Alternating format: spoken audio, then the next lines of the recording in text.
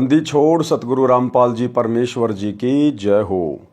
परमपिता परमात्मा सारी सृष्टि के रचनहार, कुल मालिक, असंख्य ब्रह्मांडों के स्वामी, जगत गुरु, तीनों लोकों में प्रवेश करके सबका भरण पोषण करने वाले राजाधिराज, आत्माधार, नाथों के नाथ, देवों के देव, महादेव, सर्वेश्वर, महेश्वर, मृत्युंजय, अजरो अमर, आदि अनादि सनातनी प्रभु, जगत पिता जगदीश्वर, श्री श्री 1008 की उपाधि के वास्तविक अधिकारी, अकाल मूरत सौद स्वरूपी राम वासुदेव, सर्वगतम ब्रह्म, परम पूज्य, प्रथम पूज्य, परम संत, परम पुरुष, परम धनी, परम दयालु, सत्य कबीर, हक्का कबीर, अल्लाहु कबीर, अल्लाहु अकबर, बाखबर, अल्लाह ताला, जगत के तारणहार, जगत के मुक्तिदाता, जगत के जगन्नाथ, हारे के सहारे, हिंदुओं के राम, मुसलमानों के अल्लाह, सिखों के वाहिगुरु, ईसाइयों के मसीह, दया के सागर दया निधि, करुणा के सागर करुणा निधि, स्वयंभू परिभू, संकट मोचन, कष्ट हरण, मंगल करण, दुख भंजन, अविगत कबीर, निर्विकार निर्विषम परमात्मा, अलय अलेख सतगुरु, आदि अनादि सतगुरु,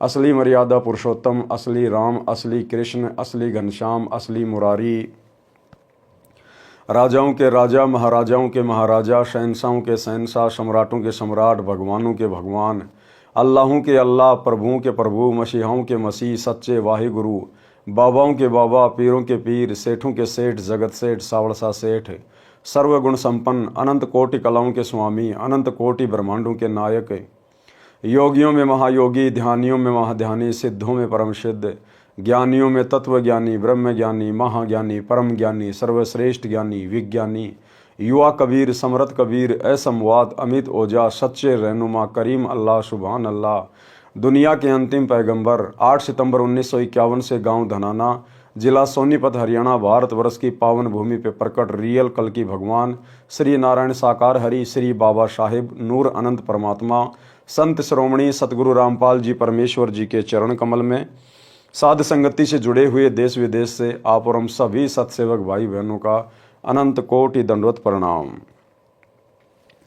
सत्साई भाई और बहनों, दया परमपिता परमेश्वर जी की, सारी सृष्टि के रचनहार की, सतगुरु रामपाल जी की, जिनके विशेष आशीर्वाद से, शुभ आशीर्वाद से आप और हम सभी सत्सेवक भाई बहन साध संगति से जुड़कर अपनी आत्मा के कल्याण हेतु पूज्य गुरुदेव जी के अमर ज्ञान, तत्व ज्ञान को आधार बनाकर मोक्ष प्राप्ति के लिए दृढ़ता के साथ भक्ति मार्ग पर निरंतर आगे बढ़ रहे हैं। भाई और बहनों, पूज्य गुरुदेव जी के कर कमल से लिखित पवित्र पुस्तक मुक्ति बोध के ऊपर वीडियो बनाने की श्रृंखला जारी है। इसी श्रृंखला में आज हमारा ये 31वें नंबर का वीडियो है। प्रत्येक वीडियो में गुरुदेव भगवान के आशीर्वाद से भक्ति मार्ग से संबंधित बहुत अच्छी बातें जो हमारे विश्वास को बढ़ाती हैं, हमें सुनने, समझने और पढ़ने को मिलती हैं। तो चलिए शुरू करते हैं आज की वीडियो में। आज की वीडियो में गुरुदेव भगवान ने शेख फरीद की कथा को शामिल किया है। पवित्र ग्रंथ मुक्ति बोध, पेज नंबर 508, भगत शेख फरीद की कथा। भगत फरीद जी का जन्म मुसलमान धर्म में शेख कुल में हुआ। शेख फरीद बचपन में बहुत चंचल थे। गली में खेलने जाता था तो बच्चों की पिटाई कर देता। उलाने आते, माता दुखी हो जाती थी। माता ने विचार किया कि फरीद को खजूर बहुत प्रिय है, इसे निमाज करने की कहती हूँ। माता ने योजना अनुसार फरीद से कहा कि बेटा अल्लाह की निमाज किया कर। फरीद बोला कि अल्लाह यानी भगवान क्या देगा? माता ने कहा कि अल्लाह खजूर देता है। फरीद बोला कि बता कब करनी है निमाज? माता जब घर के कार्य में व्यस्त होती थी तो फरीद बाहर भाग जाता था। माता ने वही समय निमाज के लिए बताया। एक चादर बिछा दी तथा कहा कि आंखें बंद करके अल्लाह खजूर दे, अल्लाह खजूर दे, ऐसे करते रहना। माता ने एक वृक्ष के नीचे चादर बिछाई और कहा कि जब तक तेरे ऊपर धूप ना आए आंखें बंद रखना और निमाज करते रहना। जब फरीद आंखें बंद कर लेता तो माता ताड़ के वृक्ष के पत्ते पर खजूर रखकर चादर के एक कोने के नीचे रख देती थी। अब देखो भाई और बहनों, वो कौन सा पेड़ था, किसका पेड़ था, अब ये बातें कौन बता सकता है? वही अल्लाह बता सकता है। जिस अल्लाह ने इस घटना को जन्म दिया, जिस अल्लाह ने शेख फरीद को जन्म दिया, उसकी माँ को जन्म दिया। सतगुरु रामपाल जी परमेश्वर, ये कबीर अल्लाह, वो ताड़ का पेड़ था। ताड़ के पेड़ के पत्तों पर खजूर रखकर शेख फरीद की माता चद्दर के नीचे रख दिया करती थी। माता ताड़ के वृक्ष के पत्ते पर खजूर रखकर चद्दर के एक कोने के नीचे रख देती थी। फरीद ने धूप आने पर आंखें खोली, देखा तो खजूर नहीं मिला। उठकर माता के पास आया और बोला, आपने झूठ बोला, मैं कभी नमाज नहीं करूंगा, अल्लाह ने खजूर नहीं दिया। माताजी ने कहा कि बेटा, अल्लाह गुप्त रूप में सब कार्य करता है, चद्दर के नीचे देख, खजूर अवश्य मिलेगा। अल्लाह गुप्त रूप में सारे कार्य करता है। सतगुरु रामपाल जी परमेश्वर अल्लाह, जिन्होंने सन 1994 से काल की आंखों में धूल झोंक कर अपना गुप्त मिशन यथार्थ 13वां कबीर पंथ शुरू किया। 2014 में काल के दूतों ने बरवाला कांड करवाया। परमेश्वर के पंथ को समाप्त करने की योजना काल ने उनके माध्यम से बनाई।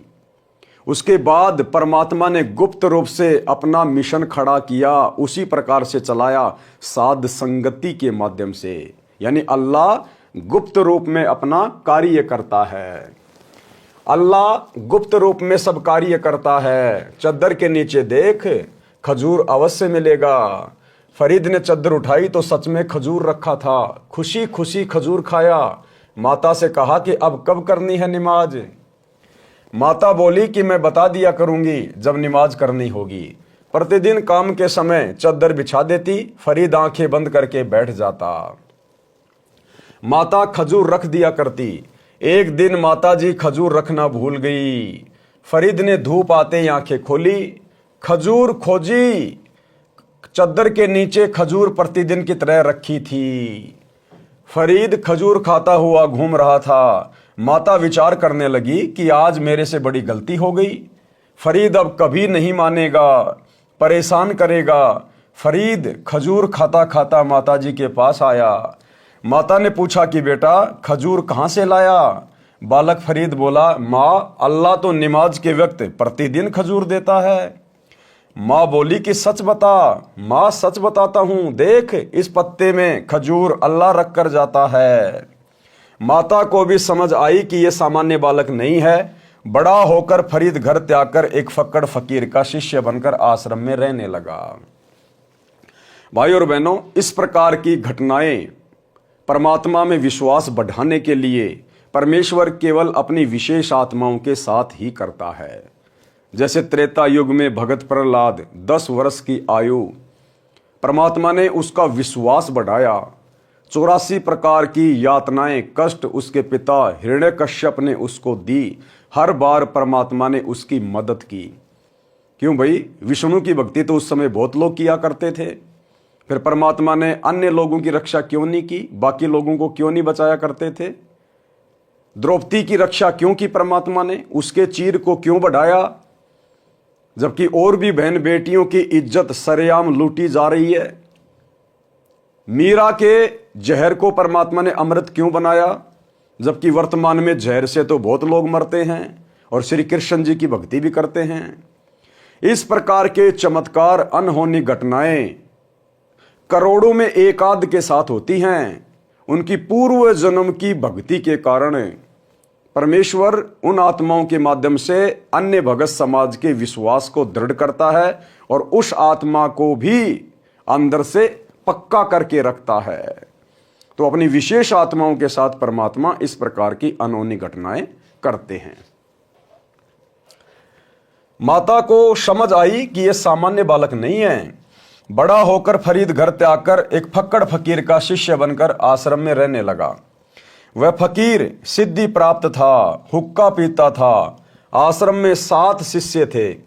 प्रतिदिन एक सेवक सब सेवा करता था। गुरुजी का भोजन बनाना, भोजन के तुरंत बाद हुक्का भरकर गुरुजी को देना, कपड़े धोना। शेख फरीद दिलो जान से गुरुजी की तथा आश्रम की साफ सफाई की सेवा करता था। गुरुजी शेख फरीद की बहुत प्रशंसा करते थे, जो अन्य शिष्यों को खटकती थी। और यही राग, द्वेष, ईर्ष्या सतलोक आश्रमों में भाई और बहनों कूट कूट के भरी हुई थी, कूट कूट कर। सतलोक आश्रम में सतगुरु रामपाल जी परमेश्वर जी के समय यानी 2014 बरवाला कांड के समय, और जिस समय करोथा कांड हुआ उससे पहले सतलोक आश्रम करोथा में भक्तों में आपस में राग द्वेष ईर्ष्या इसी प्रकार से कूट कूट के भरी हुई थी। सतलोक आश्रम मैनेजमेंट भक्तों की नो एंट्री करवा दिया करता था। महीनों महीनों आश्रम के बाहर भगत को बैठा दिया जाता था। गुरुजी को मानुष मानकर उनके सामने एक दूसरे भगत से द्वेष करके झूठी प्रार्थनाएं लगाना, शिकायतें करना, भक्तों की नो एंट्री करवाना एक कॉमन बात सी, सामान्य सी बातें थी। तो ये राग द्वेष ईर्ष्या आश्रमों में इसी प्रकार से चलती आई है। इसलिए भाई और बहनों, अब इस कलयुग की बिचली पीढ़ी में अपने हिसार जेल से बाहर आने के बाद परमात्मा आश्रमों का सिस्टम ही समाप्त कर देंगे। परमात्मा ने सबको सतभक्ति दे दी, सबको ठोक कर ज्ञान दे दिया, सोशल मीडिया दे दी। आने वाले समय में गांव गांव में भगत होंगे, घर घर में भगत होंगे। अपनी भक्ति करो, मर्यादा में रहो, नेक नीति से अपना काम करो, आश्रमों का झंझट ही समाप्त। ये वर्तमान में जितने भी सतलोक आश्रम बनाए जा रहे हैं ये सब काल प्रेरणा से बनाए जा रहे हैं, काल प्रेरणा से। अन्यथा गुरुदेव ने सबको पांचों यज्ञ दे दी अपने अपने घर पर करने के लिए, और सतलोक जाने से पहले परमात्मा इन आश्रमों का टंटा ही समाप्त करके जाएंगे। शेख फरीद दिलो जान से गुरुजी की तथा आश्रम की साफ सफाई की सेवा करता था। गुरुजी शेख फरीद की बहुत प्रशंसा करते थे जो अन्य शिष्यों को खटकती थी। उन सब ने मिलकर शेख फरीद को गुरुजी की नजरों में गिराने का विचार किया, यानी शेख फरीद की नो एंट्री करवाने का विचार किया, जैसे सतलोक आश्रम में हुआ करता था। और वर्तमान में गुरुदेव के जेल जाने के बाद इन फर्जी सतलोक आश्रमों में ये खेल खेला जा रहा है। पीले पर्चे निकाल कर हिसार जेल में बैठे गुरुदेव भगवान के पास झूठी शिकायतें करके भक्तों की नो एंट्री करवाना। उन सब ने मिलकर शेख फरीद को गुरुजी की नजरों में गिराने का विचार किया। षड्यंत्र रचा कि बारिश का मौसम है, गुरुजी भोजन के तुरंत बाद हुक्का पीते हैं। यदि हुक्का भरने में देरी कोई शिष्य कर देता तो उसे डंडों से पीटता था, कई दिन तक सेवा से वंचित कर देता था। शेख फरीद कभी गलती में नहीं आए थे। एक दिन शेख फरीद ने भोजन बनाया, अग्नि प्रतिदिन की तरह तैयार कर रखी थी। भोजन गुरुजी को खिलाया। चिलम में आग रखने के लिए चूल्हे के पास गया तो देखा आग बुझ चुकी थी। चिलम क्या होती है? हुक्के के ऊपर जिसमें तंबाकू डाल के आग डाली जाती है उसको कहते हैं चिलम। आग नहीं थी। गुरुजी नाराज ना हो जाए इस डर से शेख फरीद दौड़ा दौड़ा गांव में गया जो आधा किलोमीटर की दूरी पर थी।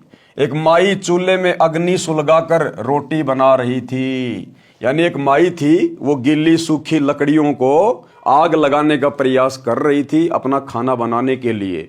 बरसात का समय था और धुआं बहुत ज्यादा निकल रही थी। शेख फरीद ने कहा, माई आग दे, गुरुजी का हुक्का भरना है, हमारी आग बंद हो गई है। गुरुजी नाराज हो गए तो जीवन नरक बन जाएगा। कितना भय था उस आत्मा को। सच्चा सतगुरु नहीं मिला, तत्वदर्शी संत नहीं मिला, लेकिन आत्मा एक नंबर की थी, भगत एक नंबर का था। कहा, माई जल्दी से मुझे हुक्के के लिए आग दे दे, नहीं तो गुरुजी नाराज हो जाएंगे, और अगर गुरुजी नाराज हो गए तो मेरा तो सब कुछ बर्बाद हो जाएगा। और आज तत्व ज्ञान प्राप्त भगत समाज को कलयुग की बिचली पीढ़ी में इतनी शिक्षा प्राप्त करने के बाद भी, दिन रात सत्संग सुनने के बावजूद भी अपने गुरुजी की मर्यादाओं का कोई ख्याल नहीं है, गुरुजी का कोई डर नहीं, कोई भय नहीं है, और सरेआम देखा देखी में भेड़ चाल में चलते हुए गुरु की मर्यादाओं की धज्जियां उड़ाई जा रही हैं। 2014 बरवाला कांड के बाद गुरुदेव की गैर हाजिरी में निर्भय होकर लाखों की संगत सतलोक आश्रमों से जुड़कर काल प्रेरित गुरुदेव के कलयुगी बेटा बेटी भाई बंधु रिश्तेदार कोऑर्डिनेटर आश्रम संचालकों के चक्कर में पड़कर देखा देखी में और अपने दान धर्म का दुरुपयोग करवा रही है। गुरुदेव की मर्यादाओं के विरुद्ध धनाना गांव में करोड़ों रुपये का बैडमिंटन का स्टेडियम बना दिया गया। धनाना आश्रम में 10 एकड़ जमीन में बहुत बड़ा हॉस्पिटल बनाया जा रहा है। भक्तों को मजदूरी पर लगा दिया, व्यर्थ में समय और पैसा बर्बाद करवाया जा रहा है। हरियाणा के जाट आरक्षण में लाखों भक्तों को बैठा दिया, करोड़ों में भक्तों के ज्योति पाठ और दान का पैसा चंदे में जाट आरक्षण संघर्ष समिति को दिया गया, बर्बाद करवाया गया। राजस्थान के गैंगस्टर आनंदपाल सिंह की सीबीआई जांच के समर्थन में भक्तों को राजपूत करणी सेना की रैली में बैठा दिया गया। 5 लाख रुपया राजपूत करणी सेना को संगत के दान का दिया गया। हरियाणा के गोहाना में जाट भवन का 5वां फ्लोर गुरुदेव के बड़े लड़के के द्वारा बनवाया जा रहा है, जिसमें 1 करोड़ रुपए लगेगा। और भी तरह तरह से भगत समाज निर्भय होकर, कोई डर नहीं, गुरुजी नाराज हो चाहे प्रसन्न हो, हमारा कुछ नहीं बिगड़ेगा, हमें कोई लेना देना नहीं, हम वही करेंगे जो हमें ऊपर से काल बलि आदेशित करेगा। इस भावना के साथ संगत निर्भय होकर अपनी भक्ति का सत्यानाश करवा रही है। जबकि शेख फरीद कितना भयभीत हो गया कि अगर मेरा गुरुजी नाराज हो गया तो मेरा तो जीवन नरक बन जाएगा, गुरुजी नाराज हो गए तो जीवन नरक बन जाएगा। माई ने दुखी होकर फूंक मार मार कर अग्नि जलाई थी। मौसम बारिश का था। माई बोली कि आग आंखें फूटने से मिलती है। माई ने क्या कहा कि भैया आग ऐसे नहीं मिलती, आग यानी अग्नि, आंखें फुड़वानी पड़ती है। अब माई के तो कहने का मतलब यह था कि जैसे मैं फूंक मार रही हूं अग्नि जलाने के लिए और धुआं मेरी आंखों में जा रही है, आंखों से आंसू आ रहे हैं, पीड़ा हो रही है, तो मेरी तो आंखें फूट रही है, तू भी फूंक मार मार के आग जला और धुआं से अपनी आंखें फुड़वा। लेकिन शेख फरीद जो गुरु भगत था, इतना सोचने का विचार कहा। उसने सोचा यदि आंख फोड़कर देने से अगर मुझे आग मिल जाए और मेरे गुरुजी नाराज ना हो तो इससे बड़ी और क्या बात है। उसी समय शेख फरीद ने पास में रखे हुए एक चिमटे से अपनी आंख निकालकर और माई को दे दी कि ले माई, और मुझे जल्दी से अग्नि दे दे, कहीं मेरे गुरुजी नाराज ना हो जाएं। गुरुजी नाराज हो गए तो जीवन नरक बन जाएगा। माई ने दुखी होकर फूंक मार मार कर अग्नि जलाई थी। मौसम बारिश का था। माई बोली कि आग आंखें फूटने से मिलती है। मैंने आंखें फुड़वाकर अग्नि तैयार की है, तू भी आंखें फुड़वा, तब आग मिलेगी। शेख फरीद ने अपनी एक आंख में चिमटा मारा, आंख निकालकर माई के पास रख दी और बोला कि लो माई, आंख फोड़ ली है, अब तो आग दे दो। वह औरत घबरा गई। उसे पता था कि वह फकीर सिद्ध पुरुष है, वह मुझे हानि करेगा। तुरंत चूल्हे से अग्नि निकालकर बाहर कर दी। शेख फरीद आग चिलम में रखकर दौड़ा। फकीर 2 आवाज लगाता था, कहता था कि हुक्का लाओ, शिष्य का नाम पुकारता था। तीसरी बार तो डंडा लेकर मारने चलता था। गुरुजी ने पहली आवाज लगाई तब शेख फरीद आधे रास्ते में था, दूसरी लगाई तब आश्रम में प्रवेश कर चुका था। गुरुजी ने दूसरी बार कहा कि हे शेख फरीद, कहां मर गया। शेख फरीद बोला कि आ गया गुरुजी। शेख फरीद ने फूटी आंख पर कपड़ा बांध रखा था। गुरुजी को बताया कि बारिश की वजह से आश्रम में आग बुझ गई थी, दौड़कर नगरी से लाया हूं। गुरुजी को अंधेरे में कुछ कम दिखाई देता था। शेख फरीद की आंख पर कपड़ा बंधा देखकर पूछा कि आंख को क्या हो गया। शेख फरीद बोला कि कुछ नहीं गुरुजी, आपकी कृपा से सब ठीक है। ये होते हैं भगत, ये होते हैं वो विशेष पुण्यकर्मी भगत जिनको गुरु अपने हृदय में जगह देता है, जो अधिकारी होते हैं मुक्ति के। अपने गुरु के लिए अपनी आंख फोड़ दी और कोई गिला शिकवा नहीं, कोई शिकायत नहीं, कोई गम नहीं। और गुरु ने देखा कि इसने आंख के ऊपर कपड़ा क्यों बांध रखा है, पूछा तो शेख फरीद ने कहा नहीं नहीं गुरुजी, आपकी कृपा, ये परवरदिगार, आपके रहते सहते आपको दास को क्या हो सकता है, कुछ नहीं गुरुजी, कुछ नहीं। और वर्तमान में हिसार जेल में गुरुजी के पास में प्रार्थनाओं पे प्रार्थना, प्रार्थनाओं पे प्रार्थना, रोजाना हजारों की संख्या में प्रार्थनाएं सतलोक आश्रम के मोबाइल नंबरों पर लिखवाई जाती है नादान संगत के द्वारा। हजारों की संख्या में किसी को जुखाम हो गई तो प्रार्थना, बुखार हो गया तो प्रार्थना। किसी का कोई बेटा बीमार हो गया तो प्रार्थना, किसी को मकान बनवाना है तो प्रार्थना, प्रार्थनाएं प्रार्थनाएं, और प्रार्थनाओं के नाम पे लुट रहे हैं, अपनी अज्ञानता के कारण लुट रहे हैं। ये कहते हैं कि करोड़ों में संगत है, तो हजारों में रोजाना प्रार्थनाएं लिखी जाती हैं, रोजाना हजारों में प्रार्थना। अब हिसार जेल में गुरुदेव भगवान बैठे हैं, सप्ताह में 2 बार उनसे मिला जा सकता है, एक दिन तो वकील मिल सकते हैं, तो वकीलों को तो संगत की प्रार्थनाओं से कोई मतलब नहीं है, और सप्ताह में एक दिन गुरु का कलयुगी परिवार मिल सकता है यहां के रूल के अनुसार, गुरु जी के बेटा बेटी उनकी पत्नी जो भी हैं। कम से कम 20 मिनट की मिलाई होती है, ज्यादा से ज्यादा आधा घंटा मान लो। अब आधे घंटे में एक सप्ताह में आप जी गुरु जी के पास में कितनी प्रार्थना लगा सकते हो?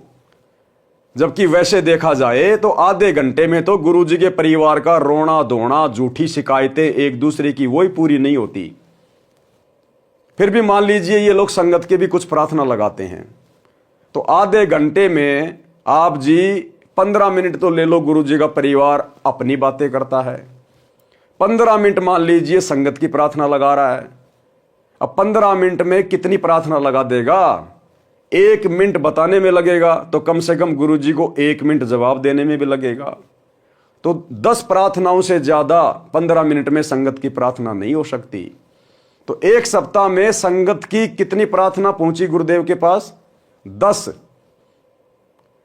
और एक सप्ताह में कितनी प्रार्थना इकट्ठी हो जाती है और उनके जवाब भी दे दिए जाते हैं, कई हजारों की संख्या में। तो बाकी प्रार्थनाओं के जवाब कौन दे रहा है? बाकी प्रार्थनाओं के जवाब में ज्योति करवा दो, पाठ करवा दो, ज्योति करवा दो, पाठ करवा दो। ये कॉल सेंटर खोल रखा है सतलोक आश्रम मैनेजमेंट हरियाणा ने, कॉल सेंटर। लुटे जाओ ज्योति पाठ के नाम पे, ज्योति पाठ के नाम पे धंधा चल रहा है, धंधा। तो शेख फरीद ने कोई शिकायत नहीं करी, अपना दर्द अपने गुरुजी से बयान नहीं किया। अरे अपने हाथ से और आंख निकाल के दे देना कोई बच्चों का काम नहीं है। अपनी मूंछ के बाल तो पाड़ के दिखा दो 5-7, कितनी पीड़ा होती है, कितना जो है दर्द होता है। और उसके बावजूद अपने गुरुजी से ये नहीं कहा कि गुरुजी मेरी आंख फूट गई, मैंने आंख निकाल के दे दी, ऐसे ऐसे कोई मान बढ़ाई नहीं। चुपचाप नहीं, गुरुजी आपके रहते सहते क्या हो सकता है परमात्मा। तब जाकर भगत उदाहरण के रूप में दुनिया के सामने पेश होते हैं। ऐसे भक्तों का नाम होता है।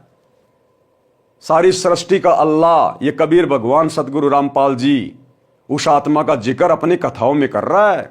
आप और हम पिछली पीढ़ी वालों को शिक्षा देने के लिए शेख फरीद की कथा को शामिल किया है। तो क्या कहा शेख फरीद ने कि गुरुदेव कुछ नहीं, आपकी दया है, आपके रहते सहते आपके दास को क्या हो सकता है। फरीद बोला कि कुछ नहीं गुरुजी, आपकी कृपा से सब ठीक है। गुरुजी ने भी अधिक ध्यान नहीं दिया। सुबह वह औरत शेख फरीद की आंख एक मिट्टी के ढक्कन पर रखकर आश्रम लाई। फकीर जी से अपनी गलती की क्षमा मांगी और बताया कि आपका शिष्य कल शाम को आग लेने गया था। बोला माई आग दे दे। आश्रम की आग बुझ गई है।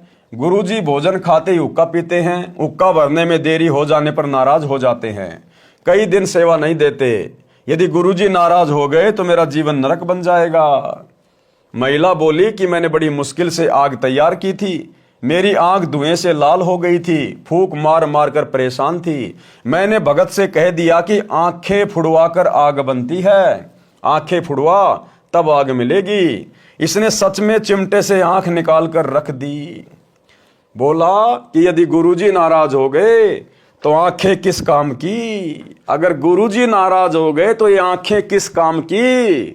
क्या करूंगा इस सुंदर शरीर का, इस धन का, इस संपत्ति का, इन आंखों का। अगर मेरा गुरुजी रुष्ट हो गया तो ये मनुष्य जन्म तो मुझे गुरुजी को प्रसन्न करने के लिए मिला है, मोक्ष प्राप्त करने के लिए मिला है। और अगर मेरा गुरु ही नाराज हो गया तो फिर मेरा सुरक्षित क्या रह गया, मेरा तो जीवन नरक बन जाएगा। बोला कि यदि गुरुजी नाराज हो गए तो आंखें किस काम की। ये आंख मैं लेकर आई हूं। गुरुजी ने शेख फरीद को बुलाया, कहा कि आंख का कपड़ा खोल, कपड़ा खोला तो आंख स्वस्थ थी परंतु कुछ छोटी थी। वो शेख फरीद का गुरु सिद्धि प्राप्त था, अपनी सिद्धि से उसने अपने शिष्य की आंख ठीक कर दी। भाई और बहनों, हमारे गुरुदेव तो अंतर्यामी हैं। अरे शेख फरीद का गुरु तो अंतर्यामी नहीं था और छोटी मोटी कोई हल्दी की गांठ लेके कोई पंसारी बना हुआ था। हमारे गुरुदेव क्या नहीं कर सकते। अरे वेदों में महिमा है हमारे गुरुदेव की, कबीर भगवान की। मुर्दे को जिंदा कर दे परमात्मा, एक को नहीं अरबों को खरबों को, पूरी सृष्टि मर जाए तो परमात्मा दोबारा एक क्षण में जीवित कर दे, किसी को पता भी ना चलने दे कि हम मर गए थे। ऐसी समर्थ शक्ति है हमारे गुरुदेव। जाके अर्ध रोम पर शकल पसारा, ऐसा पूर्ण ब्रह्म हमारा अंतर्यामी परमात्मा। और फिर भी प्रार्थनाओं पे प्रार्थना, प्रार्थनाओं पे प्रार्थना। और गुरुजी को नाराज करने के लिए दुनिया भर के कुक्रम शतलोक आश्रम के साथ मिलकर कर रहे हो। तुम्हें कोई डर नहीं, तुम्हें कोई भय नहीं कि गुरुजी नाराज हो गए तो हमारा जीवन नरक बन जाएगा। गंदे राजनेताओं की रैलियों में धक्के खा रहे हो, कभी कांग्रेस तो कभी बीजेपी का गंदा खेल खेल रहे हो। अपने ज्योति पाठ और दान के पैसे का दुरुपयोग दुनिया के लिए स्टेडियम बनवाने में, हॉस्पिटल बनवाने में, धर्मशालाएं बनवाने में, गुंडों की सीबीआई जांच में, जाट आरक्षणों में, दुनिया के लिए रोडों के वो गड्ढे भरने में। जरा भी भय नहीं है संगत को, जरा भी भय कि अगर गुरुजी नाराज हो गए, और गुरुजी तो नाराज हो चुके, भाई होंगे क्या। ये अंतर्यामी परमात्मा तो नाराज हो चुका है। आप लोगों का जीवन तो नरक बन चुका है। कपड़ा खोला तो आंख स्वस्थ थी परंतु कुछ छोटी थी। माई ने यह सब देखा तो गांव जाकर फकीर की प्रसिद्धि की कि बड़ा चमत्कारी साधु है, मेरे सामने आंख ठीक कर दी। गुरुजी ने शेख फरीद को सीने से लगाया, आशीर्वाद दिया कि तेरी साधना सफल हो। यह होता है गुरु को प्रसन्न करना। उस गुरु ने जो कि नकली था, उसने भी प्रसन्न होकर और अपने शिष्य को आशीर्वाद दिया कि बेटा तेरी साधना सफल हो। अब वो नकली संत भी इसी परमात्मा की आत्मा थी, कबीर भगवान सतगुरु रामपाल जी की। अब उसके वचन की भी परमात्मा ने लाज रखनी थी। अब कुछ दिनों बाद वो तो मर गया। मरने के बाद में शेख फरीद घोर तप करने लग गया, क्योंकि उसने यही उसको विधि बताई थी कि बेटा शरीर को जितना ज्यादा कष्ट दोगे परमात्मा उतना ही प्रसन्न होगा। तो बेचारा कुएं में लटक कर तपस्या करता था और गुरु का वचन था कि बेटा तेरी साधना सफल होगी। उस गुरु के वचन को इस कबीर भगवान सतगुरु रामपाल जी ने सिद्ध किया और शेख फरीद को जाकर मिले और उसको फिर सतमार्ग दिया। गुरुजी ने शेख फरीद को सीने से लगाया, आशीर्वाद दिया कि तेरी साधना सफल हो। गुरुजी की मृत्यु के पश्चात शेख फरीद ने आश्रम त्याग दिया। गुरुजी ने तप करने से मोक्ष बताया था। देखो क्या कह रहे हैं परमात्मा, क्या लिख रहे हैं, एक एक बात में संकेत है। शेख फरीद आश्रम में क्यों रहता था? केवल अपने मोक्ष के लिए, केवल अपने आत्मा के कल्याण के लिए। तो जैसे ही शेख फरीद का गुरु मरा, शेख फरीद ने आश्रम को त्याग दिया, बाकी शिष्यों ने नहीं त्यागा। शेख फरीद ने आश्रम त्याग दिया कि जब मेरा गुरु आश्रम में नहीं है तो मेरे ये आश्रम किस काम का। जो मेरे गुरु ने मुझे भक्ति बताई है, जो साधना बताई है, वो मेरे काम की है और उसको करने के लिए आश्रम की जरूरत नहीं है, मैं कहीं भी कर लूंगा। शेख फरीद ने आश्रम त्याग दिया। इसी प्रकार भाई और बहनों, आप और हम सभी सत्सेवक भाई बहन, बरवाला कांड के बाद हम भगत भाई बहनों ने किसी भी आश्रम में जाना उचित नहीं समझा। जो आश्रम हमारे गुरुदेव की गैर हाजिरी में उनकी पीठ पीछे अपने धार्मिक धंधे के लिए बनाए गए हैं। भाई आश्रम में हमारे गुरुजी नहीं है तो आश्रम हमारे किस काम के? हमारे गुरु ने हमें जो साधना बताई है वो हमारे काम की है। और साधना गुरुदेव ने कह दिया, बेटा 500 यज्ञ अपने घर पे करो, भक्ति करो, ईमानदारी से अपना काम धंधा करो। आश्रम में कोई भगवान थोड़ी बैठा है। अरे उसी ईंट और पत्थर से आश्रम बना है, उसी ईंट और पत्थर से हमारा घर बना है और घर में हमने अपने गुरुदेव का दरबार लगा रखा है। हमें भला आश्रमों की क्या आवश्यकता अपने गुरुदेव की गैर हाजिरी में? तो आप और हम भगत भाई बहनों ने भी वही डिसीजन लिया जो डिसीजन शेख फरीद ने लिया, और बाकी जिनको धन चाहिए था, जिनको माया चाहिए थी, वो आश्रमों से चिपटे रहे। गुरुजी की मृत्यु के पश्चात शेख फरीद ने आश्रम त्याग दिया। गुरुजी ने तप करने से मोक्ष बताया था। जैसा गुरुजी का आदेश था, शेख फरीद पूरी निष्ठा से पालन कर रहा था। और जैसा गुरुदेव ने हमें भक्ति करने के लिए कहा है, 3 समय की आरती, मंत्र जाप करना, सत्संग सुनना, मर्यादा निभाना, 5 यज्ञ करना, हम लोग पूरी निष्ठा के साथ में अपने अपने घरों पे कर रहे हैं। अब बताओ, उसके लिए हम आश्रम में जाएं तो ये ज्ञान आधार से बिल्कुल भी न्यायोचित नहीं है। जैसा गुरुजी का आदेश था, शेख फरीद पूरी निष्ठा से पालन कर रहा था। 12 वर्ष तक तो कुएं में उल्टा लटक लटक कर तप किया। उस दौरान केवल 1.25 मन यानी 50 किलोग्राम अन्न खाया था, जो नाम मात्र था। शरीर अस्थि पिंजर बन गया था। शेख फरीद कुछ देर कुएं से बाहर बैठता था। एक दिन कागों यानी कौओं ने उसे मरा हुआ जानकर उसकी आंखें खाने के लिए उसके माथे पर बैठ गए। शेष शरीर पर मांस नहीं था। फरीद बोला, हे कौओ, आप मेरी 2 आंखें छोड़कर शरीर का सारा मांस खा लो, मैं परमात्मा देखना चाहता हूं। सिर्फ परमात्मा के दीदार के लिए, केवल परमात्मा के दर्शन के लिए शेख फरीद ने इतना घोर तप किया।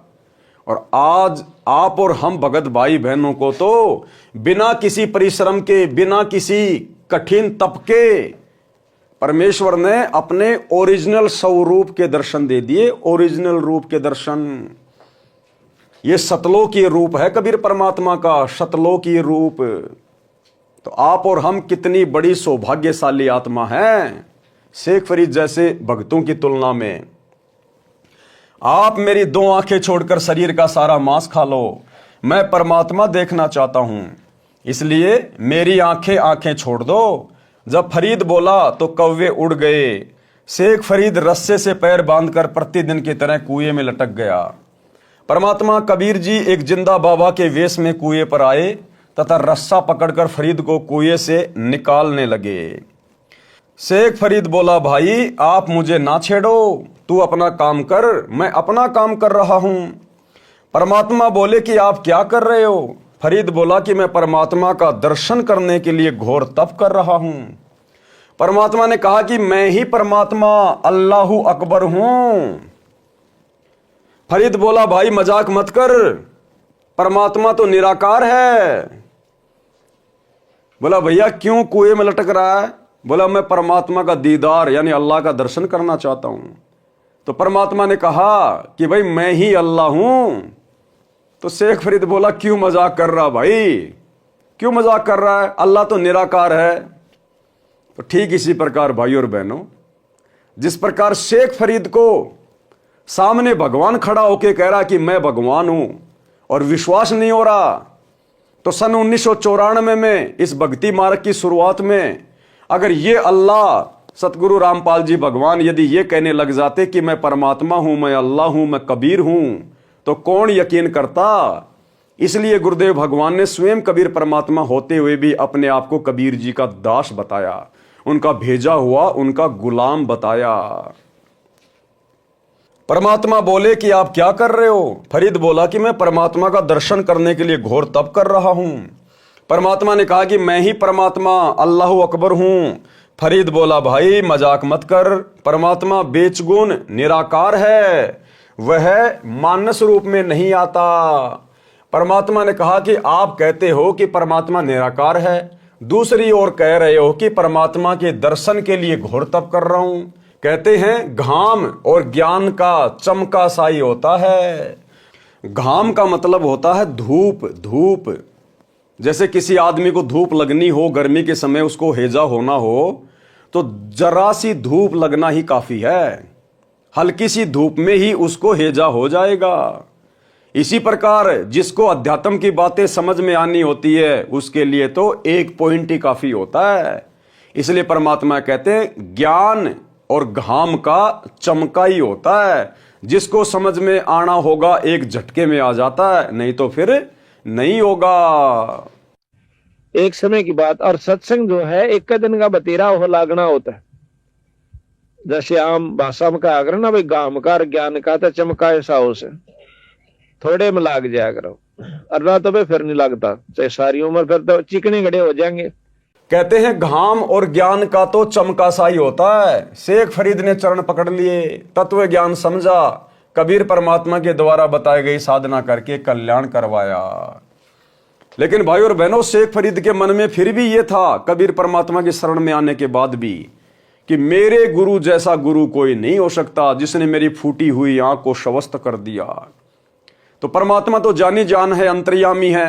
गुरुदेव भगवान ने सोचा भक्ति करते करते भी सत्यानाश करवाएगा गुरु पे अविश्वास करके। तो परमात्मा ने एक दिन उस शेख फरीद को और कमाल को कहा, भैया मैं अपने भक्तों के घर पे चल रहा हूं, क्या तुम भी चलोगे? हाँ बोला, गुरुजी हम भी चलेंगे आपके साथ। सम्मन के घर पे चले गए और आगे की कहानी हम सब भगत भाई बहनों को पता है, किस प्रकार से परमात्मा की प्रेरणा से सम्मन ने अपने बेटे की गर्दन काटी अपने गुरु की इज्जत के लिए, भोजन करवाने के लिए।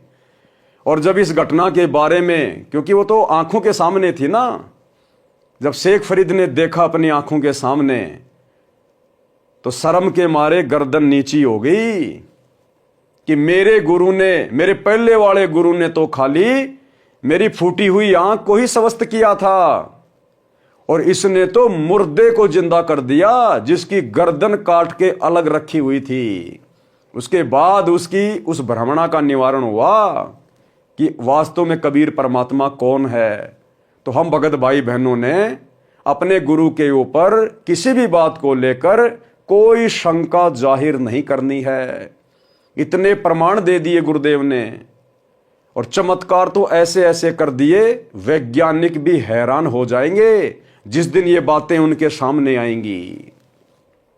जहां मेडिकल साइंस फेल हो जाती है, अपने हाथ खड़े कर लेती है, वहां से परमात्मा अपना काम शुरू करते हैं आशीर्वाद मात्र से। तो कितनी ऐसी माता बहनें जिनको 20-20 साल से कोई संतान प्राप्त नहीं थी, परमात्मा ने अपने आशीर्वाद मात्र से उनकी गोद हरी भरी कर दी। कितनी ऐसी आत्माएं जो डॉक्टरों के द्वारा जवाब दी हुई थी कि तेरे रोग का कोई इलाज नहीं है, मरने के अलावा कोई उपचार नहीं है, आज वो घोड़े की तरह काम कर रहे हैं नाम लेने के बाद। कितने ऐसे निर्धन परिवार थे, 2 टाइम की रोटी भी ढंग से नसीब नहीं थी, आज उनके ट्रैक्टर चल रहे हैं, ट्रैक्टर, गांव में कोठियां हैं। तो भाई ये कबीर परमात्मा है धरती पर। जिन हरि जैसा सुमरिया, ताको तैसा लाभ, ओसा प्यास न भाग ही, जब लग दसे ना आब। ये भगत की अपनी भक्ति, मर्यादा और श्रद्धा के ऊपर निर्भर करता है कि वो अपने गुरुदेव से क्या कुछ प्राप्त कर सकता है। वाणी नंबर 1217 से 1248 का सरलार्थ। इन वाणियों में पहले वाला प्रकरण संक्षिप्त में कहा है। मरत लड़के कमाल को जीवित करना। शेख तकी महाराज सिकंदर से मुख चढ़ाए फिर रहा था। सिकंदर ने पूछा कि क्या बात है पीर जी? शेख तकी ने कहा, क्या तुझे बात नहीं मालूम? सिकंदर ने पूछा कि क्या बात है? शेख तकी ने कहा, इस कबीर काफिर को साथ किस लिए रखा है? सिकंदर ने कहा कि ये तो भगवान अल्लाह हैं। शेख तकी ने कहा कि अच्छा, अल्लाह अब आकार में आने लग गया, अल्लाह कैसे हैं? सिकंदर ने कहा कि पहले तो अल्लाह ऐसे कि मेरा रोग ऐसा था कि किसी से भी ठीक नहीं हो पा रहा था, इस कबीर प्रभु ने हाथ ही लगाया था, मैं स्वस्थ हो गया। क्या कहा सिकंदर ने? इस कबीर प्रभु ने तो केवल हाथ ही लगाया था, आशीर्वाद मात्र दिया था, मेरा रोग छूमंत्र हो गया। भाई और बहनों, निसंदेह वही कबीर परमात्मा वर्तमान में सतगुरु रामपाल जी के रूप में प्रकट है। अरे हमें क्या पता 650 साल पहले परमात्मा का क्या रूप था, हैं? यही तो परमात्मा थे, हमने देखा थोड़ी था 650 साल पहले। तो सिकंदर लोधी ने कहा कि मुझे छूते ही मेरा रोग समाप्त कर दिया आशीर्वाद मात्र से, इसलिए भगवान है, ये अल्लाह है। और एक छोटा सा सत्संग, इस भक्ति मार्ग की शुरुआत में मालिक को पता था कि ज्ञान से आत्माएं इतना जल्दी सेट नहीं होंगी। गुरुदेव ने अपनी तरफ से उन आत्माओं को 100 सुख दिए। और एक बहन जिसका इतना भयंकर रोग, उसको आवाज नहीं आती थी, गूंगी थी, और गुरुदेव भगवान से नाम दिलवाया, मालिक ने केवल आशीर्वाद ही दिया था। उसी समय बोलने लगी तोते की तरह, रोग छू मंत्र, एक छोटा सा सत्संग। कर्मान आज भी हम आपको ऐसे ऐसे, यहाँ पर भी कई बहन है ऐसी जो पहले बहुत तंग रहती थी। एक तो बेबे है संतोष, खड़ी हुई है एक भाई, उठ उठ शर्माओ ना। एक भी इसकी बेबे का चित्र ले तो फिल्म वाला, ये देख इसको। या मकडोली बह रखी है, छोटी मकडोली, संतोष नाम से इस बेबे का। और ये इसका देवर है भक्त सुखबीर, ये यहाँ बैठा। इसका बड़ा भाई यानी संतोष का पति जो है फौज में भर्ती है। चित्र आ जाता फिर बंद कर दिए। तो ये लड़की 8-9 वर्ष से तकलीफ थी। बैठ जा बेटी। तो कुछ भी कहो, हम तो कर्मदंड कहते हैं। डॉक्टर बीमारी बता देते हैं, शाना ओपरा बता दे। तो जी क्या हुआ, इन्होंने सारा इलाज करवा लिया। एक नाम भी ले रखा था किसी दूसरे संत ने। और श्राद्ध का नाग तो अपने जनु आम चीज सहे, फिर दोख वीर, पूजा वीर, फलानी वीर, दकड़ी भी, वो सारी। आखिर में कौन सा मेरठ में था, कहां से इलाज चल रहा था इनका, यूपी में, सहारनपुर से, और कहते हैं सहारनपुर से इलाज चल रहा था इस लड़की का। तो इसकी सुखबीर की बहन रामरती नाम साड़ जी शीतल नगर में ब्याह रखी।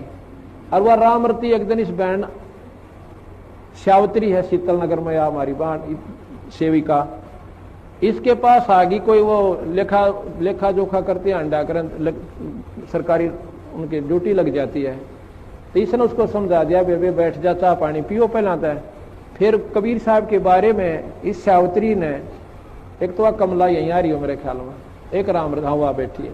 ये दोनों बाण अपनी सरकारी नौकरी पे थी, इनकी ड्यूटी लाग रही थी, वे गणना की खातर कोई आंकड़े इकट्ठे करने थे।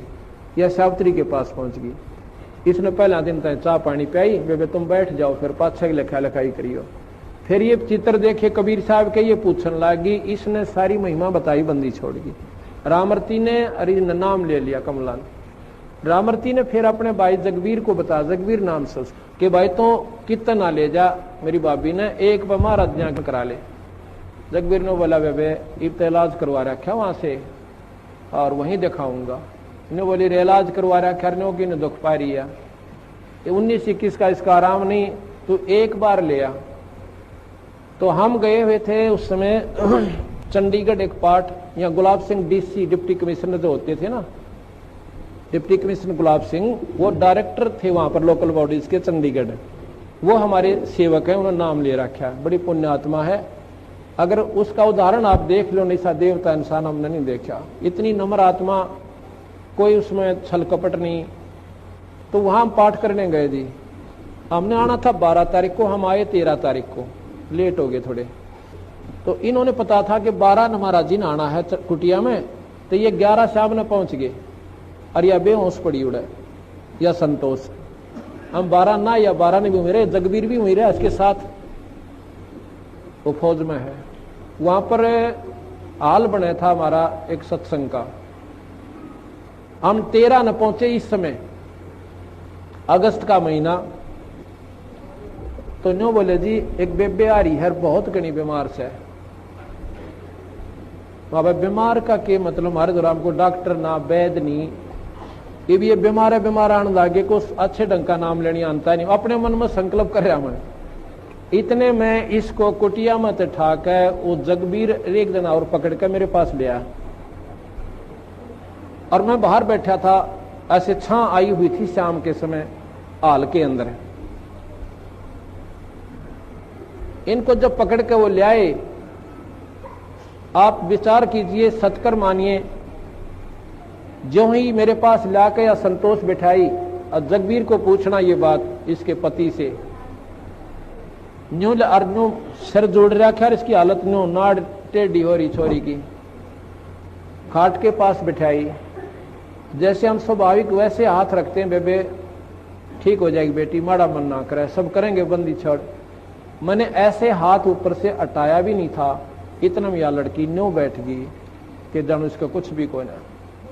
बोल सतगुरुदेव, बंदी छोड़ कबीर साहेब। वो बोला जा बेटी सेवा करवा। वहां पर सेवा चल रही थी, सेवक थे, मिस्त्री थे, उनकी रोटी बनानी थी। छोरी ने डट कर रोटी बनवाई, सारा काम करवाया, अगले दिन सारा काम करवाया। भाई और बहनों, ऐसे ऐसे ना जाने कितने उदाहरण गुरुदेव की संगत में हैं, ना जाने कितने उदाहरण धरती पर वही अल्लाह प्रकट है। सिकंदर ने कहा कि पहले तो अल्लाह ऐसे कि मेरा रोग ऐसा था कि किसी से भी ठीक नहीं हो रहा था, इस कबीर प्रभु ने हाथ ही लगाया था, मैं स्वस्थ हो गया। शेख तकी ने कहा कि ये जादूगर होते हैं। सिकंदर ने फिर कहा दूसरा भगवान ऐसे है कि मैंने उनके गुरुदेव का सिर काट दिया था और उन्होंने उसे मेरी आंखों के सामने तुरंत जीवित कर दिया। शेख तकी ने कहा कि अगर ये कबीर अल्लाह है तो मैं इसकी परीक्षा लूंगा। यदि कबीर जी मेरे सामने कोई मुर्दा जीवित करें तो इसे अल्लाह मान लूंगा, नहीं तो दिल्ली जाकर मैं पूरे मुसलमान समाज को कह दूंगा कि ये राजा हिंदू हो गया है। सिकंदर लोदी डर गया कि कहीं ऐसा ना हो कि ये जाते ही राज मेरा पलट दे। राज को देने वाला पास बैठा है और उस मूर्ख से डर रहा है। क्या लिख रहे हैं गुरुदेव कि सिकंदर लोदी को जिसने राज्य दिया था उसकी भक्ति के प्रतिफल में, वो कबीर भगवान तो उसके साथ में था और उस पीर से डर गया। भाई और बहनों, इसी प्रकार हमें जीवन देने वाला, हमें श्वासें देने वाला और हमें हर प्रकार से अपनी आगोश में लेकर, अपनी गोद में लेकर हमारी सुरक्षा करने वाला कबीर भगवान पल पल आप और हमारे साथ है। शब्द रूप में आप और हमारे घट में विराजमान है, हमारे घर में विराजमान है। यदि हम मर्यादा में रह के भक्ति करेंगे, परमात्मा कर्म का कांटा भी नहीं लगने देगा, कांटा भी। संत शरण में आने से आई बले टला, जय मस्तक में सूली हो कांटे में टल जा। वर्तमान में तो परमात्मा कांटा भी नहीं लगने देगा अपनी आत्मा को। फिर भला हम क्यों डरें, किससे डरें, क्यों हम किसी की चापलूसी करें, क्यों हम दो कोडी के राजनेताओं की रैलियों में धक्के खाएं, क्यों हम लोकलाज में आकर अपनी मर्यादा तोड़ें। तो क्या कहा गुरुदेव ने, राज को देने वाला पास बैठा है और उस मूर्ख से डर लगता है। राजा ने शेख तकी से कहा कि आप कैसे प्रसन्न होंगे। शेख तकी ने कहा कि मैं तब प्रसन्न होऊंगा जब मेरे सामने ये कबीर कोई मुर्दा जीवित कर दे। साहिब से प्रार्थना हुई तो कबीर साहिब ने कहा कि ठीक है। कबीर साहिब ने सोचा कि ये अनाड़ी आत्मा शेख तकी है, अगर ये मेरी बात मान गया तो आधे से ज्यादा मुसलमान इसकी बात स्वीकार करते हैं, क्योंकि ये दिल्ली के बादशाह का पीर है। और अगर ये सही ढंग से मुसलमानों को बता देगा तो बेचारी भोली आत्माएं इन गुरुओं पर आधारित होती हैं, वो इनके जाल से बाहर निकल जाएंगी।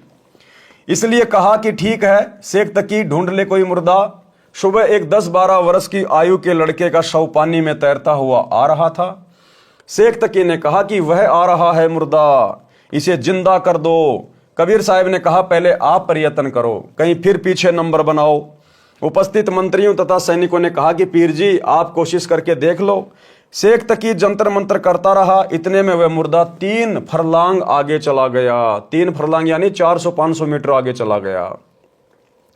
शेख तकी ने कहा कि यह कबीर चाहता था कि यह बड़ा सिर से टल जाए। कभी मुर्दे जिंदे होते हैं, मुर्दे तो कयामत के समय ही जीवित होते हैं। कबीर साहब बोले महात्मा जी आप बैठ जाओ, शांति करो। कबीर साहब ने उस मुर्दे को हाथ से वापस आने का संकेत किया। 12 वर्षीय बच्चे का मरा हुआ शरीर दरिया के पानी के बहाव के विपरीत चलकर कबीर जी के सामने आके रुक गया। पानी की लहर नीचे जा रही है और शव ऊपर रुका हुआ था। कबीर साहब ने कहा कि हे जीवात्मा जहां भी है, कबीर हुक्म से मुर्दे में प्रवेश कर और बाहर आ। कबीर साहब ने इतना ही कहा था कि शव में कंपन हुई तथा जीवित होकर बाहर आ गया। कबीर साहिब के चरणों में दंडोत प्रणाम किया। बोलो कबीर परमेश्वर सतगुरु रामपाल जी भगवान की जय हो। सर्व उपस्थित जनों ने कहा कि कबीर साहिब ने तो कमाल कर दिया। उस लड़के का नाम कमाल रखा गया। लड़के को अपने साथ रखा किसने? कबीर परमात्मा जी ने। अपने बच्चे की तरह पालन पोषण किया और नाम दिया। उसके बाद दिल्ली में आ गए।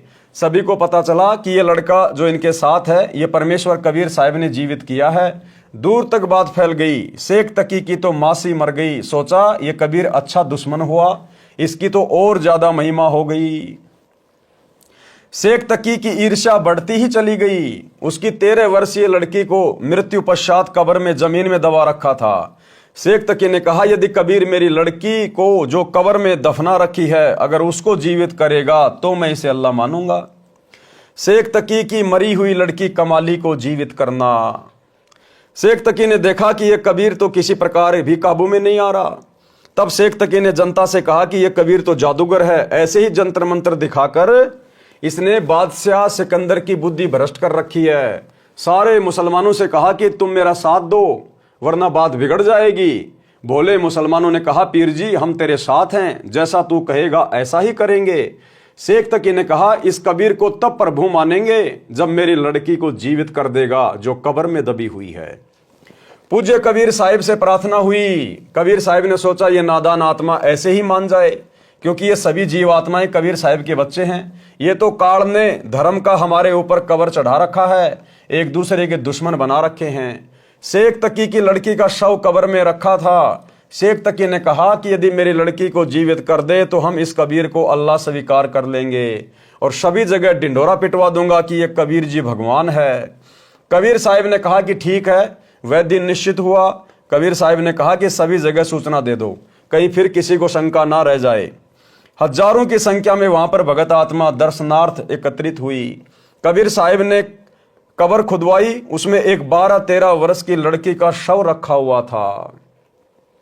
कबीर साहिब ने शेख तकी से कहा कि पहले आप जीवित कर लो। सभी उपस्थित जनों ने कहा कि महाराज जी, यदि इसके पास कोई ऐसी शक्ति होती तो अपने बच्चे को कौन मरने देता है? अपने बच्चे की जान के लिए व्यक्ति अपना तन मन धन लगा देता है। हे दीनदयाल, आप कृपया करो। पूज्य कबीर परमेश्वर ने कहा कि हे शेख तकी की लड़की जीवित हो जा। 3 बार कहा लेकिन लड़की जीवित नहीं हुई। शेख तकी ने तो भंगड़ा पा दिया। यानी परमात्मा सारी जनता के सामने शेख तकी की नीचता को दिखाना चाहते थे कि ये शेख तकी राग द्वेष ईर्ष्या में कितना पागल हो चुका है, कितना पागल हो चुका है परमात्मा को नीचा दिखाने में। शेख तकी ने तो भंगड़ा पा दिया, नाचे कूदे कि देखा न पाखंडी का पाखंड पकड़ा गया। कबीर साहिब उसको नचाना चाहते थे कि इसको नाचने दे। कबीर, राज तजना सहज है, सहज नारी का ने मान बढ़ाई ईर्ष्या दुर्लभ तजना। ये मान बढ़ाई ईर्ष्या का रोग बहुत भयानक है। अपनी लड़की के जीवित न होने का दुख नहीं, कबीर साहिब की पराजय की खुशी मना रहा था। कबीर साहिब ने कहा कि बैठ जाओ महात्मा जी, शांति रखो। कबीर साहिब ने आदेश दिया कि हे जीवात्मा जहां भी है, कबीर आदेश से इस शव में प्रवेश करो और बाहर आओ। कबीर साहिब का कहना ही था कि इतने में शव में कंपन हुआ और वह लड़की जीवित होकर बाहर आई। कबीर साहिब के चरणों में दंडवत प्रणाम किया। बोलो सतगुरुदेव भगवान की जय हो। उस लड़की ने 1.5 घंटे तक कबीर साहिब की कृपा से प्रवचन किए। कहा, हे भोली जनता, ये भगवान आए हुए हैं, पूर्ण ब्रह्म अनंत कोटि ब्रह्मांड के परमेश्वर हैं। क्या तुम इसको एक मामूली जुलाहा धानक मान रहे हो? हे भूले भटके प्राणियों, ये आपके सामने स्वयं परमेश्वर आए हैं और हम सत्सेवक भाई बहन पिछले 10 वर्षों से ढिंढोरा पीट रहे हैं अपने ही भगत भाई बहनों को समझाने के लिए जो गुरुजी से उपदेश प्राप्त हैं, गुरुजी के परिवार को समझाने के लिए, कोऑर्डिनेटरों को समझाने के लिए कि भैया गुरुजी स्वयं परमात्मा है, परमेश्वर हैं, कबीर हैं। नकली कबीर का दाढ़ी मूछ वाली फोटो का प्रकट दिवस मत मनाओ जून में। अपने गुरुजी का 8 सितंबर के दिन सतगुरु प्रकट दिवस मनाओ। घर घर में गुरुदेव को भोग लगाओ। ये परमात्मा है, अल्लाह है, परमेश्वर है, लेकिन उनके कान के ऊपर जूं भी नहीं रेंग रही। हे भूले भटके प्राणियों, ये आपके सामने स्वयं परमेश्वर आए हैं। इनके चरणों में गिरकर अपने जन्म मरण का दीर्घ रोग कटवाओ और शतलोक चलो, जहां पर जाने के बाद जीवात्मा जन्म मरण के चक्कर से बच जाती है। कमाली ने बताया कि इस काल के जाल से बंदी छोड़ कबीर साहिब के बिना कोई नहीं छुटवा सकता। भक्ति मुक्ति के दाता सतगुरु। चाहे हिंदू पद्धति से तीर्थ व्रत गीता भागवत रामायण महाभारत पुराण उपनिषद वेदों का पाठ करना, राम कृष्ण ब्रह्मा विष्णु शिव शेरावाली आदि माया आदि भवानी प्रकृति देवी ज्योति निरंजन की उपासना भी क्यों ना करें। जीव 84 लाख प्राणियों के शरीर में कष्ट से नहीं बच सकता और मुसलमान पद्धति से भी जीव काल के जाल से नहीं छूट सकता। जैसे रोजे रखना, ईद बकरीद मनाना, 5 वक्त नमाज करना, मक्का मदीना में जाना, मस्जिद में बंग देना आदि सब व्यर्थ है। कमाली ने सभी उपस्थित जनों को संबोधित करते हुए अपने पिछले जन्मों की कथा सुनाई, जो उसे कबीर साहिब की कृपा से याद हो आई, जो कि आप पूर्व में पढ़ चुके हैं। यानी वो कमाली पहले राबिया थी, राबिया वाली आत्मा। कबीर साहिब ने कहा कि बेटी अपने पिता के साथ जाओ। वह लड़की बोली, मेरे वास्तविक पिता तो आप हैं, ये तो नकली पिता है, इसने तो मैं मिट्टी में दबा दी थी, मेरा और इसका हिसाब बराबर हो चुका है। सभी उपस्थित व्यक्तियों ने कहा कि कबीर परमेश्वर ने कमाल कर दिया। कबीर साहिब ने लड़की का नाम कमाली रख दिया और अपनी बेटी की तरह रखा और नाम दिया। उपस्थित व्यक्तियों ने हजारों की संख्या में कबीर परमेश्वर से उपदेश ग्रहण किया। अब शेख तकी ने सोचा कि यह तो और भी बात बिगड़ गई, मेरी तो सारी प्रभुता गई। भाई और बहनों, एक छोटा सा सत्संग ताकि हमें दृढ़ विश्वास हो कि कमाल और कमाली को किसने जीवित किया था, कौन है वो कबीर वर्तमान में। एक छोटा सा सत्संग जिसमें गुरुदेव भगवान कह रहे हैं, इसी घटना का जिक्र करते हुए कमाल को जिंदा करना, कमाली को जिंदा करना। तो गुरुदेव कह रहे हैं ये तो हमने आंखों से देखा है, कमाल को जीवित करना और कमाली को जीवित करना, इन घटनाओं को तो हमने आंखों देखा है और कानों सुना है। क्या कह रहे हैं गुरुदेव कि हमने आंखों देखा है और कानों सुना है। तो कौन हुए सतगुरु रामपाल जी भगवान, जिन्होंने उस घटना को आंखों देखा और कानों सुना? स्वयं कबीर परमात्मा, जिन्होंने 650 साल पहले मृत कमाल को और मृत कमाली को मुर्दे से जिंदा किया। सुनिए, अब परमात्मा कबीर जी का भेद है वेदों में, वो क्या करता है? जैसा कि अभी गरीबदास साहिब जी ने अपने भगवान कबीर जी के बारे में बताया कि सतगुर जो चाहे सो करही, जो चाहे सो करही, 14 कोट दूत जम डरही, ऊत भूत जम त्रास निवारे, और चित्रगुप्त के इस काल धर्मराज के कागज पाड़े। अब जैसा आपने सुना कि कबीर परमेश्वर ने, एक कमाल नाम का लड़का मुर्दा था, दरिया में बहता हुआ जा रहा था। शेख तकी जो सिकंदर लोधी राजा दिल्ली के बादशाह का धार्मिक गुरु था, उसकी फड़क निकालने के लिए, उसका भ्रम निवारण करने के लिए परमेश्वर ने एक मुर्दा, जो कि परिवार के लोगों ने उसको मरने के उपरांत जल प्रवाह कर दिया था, और वो वहां से कम 150 किलोमीटर चल के दरिया में बहता हुआ आ चुका था। उसको जीवित किया, धर्मराज के दरबार से छुड़वा लाए वो परमात्मा। ऐसे ही एक शेख तकी जो धार्मिक पीर था सिकंदर लोधी राजा का, उसने आखिर में ये शर्त रख दी कि मैं कबीर को अल्लाह तब मानूंगा जब ये मेरी लड़की को जीवित कर दे जो कब्र में दबा रखी है। मृत्यु हो चुकी थी 12-13 वर्ष की कन्या की, और वो एक कब्र में दबा रखी थी। महीना सारा हो गया था, महीना 20 दिन हो गए थे। तब परमेश्वर ने कई हजार व्यक्तियों के सामने, राजा सिकंदर लोधी के सामने और पीर के सामने कब्र फड़वा के और कहा था, हे जीवात्मा जहां भी है, कबीर हुक्म से वापस आ, इस शरीर में प्रवेश कर बेटी बाहर आ।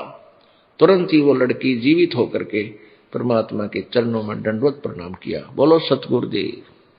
तो ये तो परमात्मा की लीला प्रत्यक्ष हमने सुनी और देखी है, अब वेद गवाही दे रहे हैं इसकी। सिकंदर लोधी बादशाह का ऐसा दे जलन का रोग ठीक करना। एक बार दिल्ली के बादशाह सिकंदर लोधी को जलन का रोग हो गया।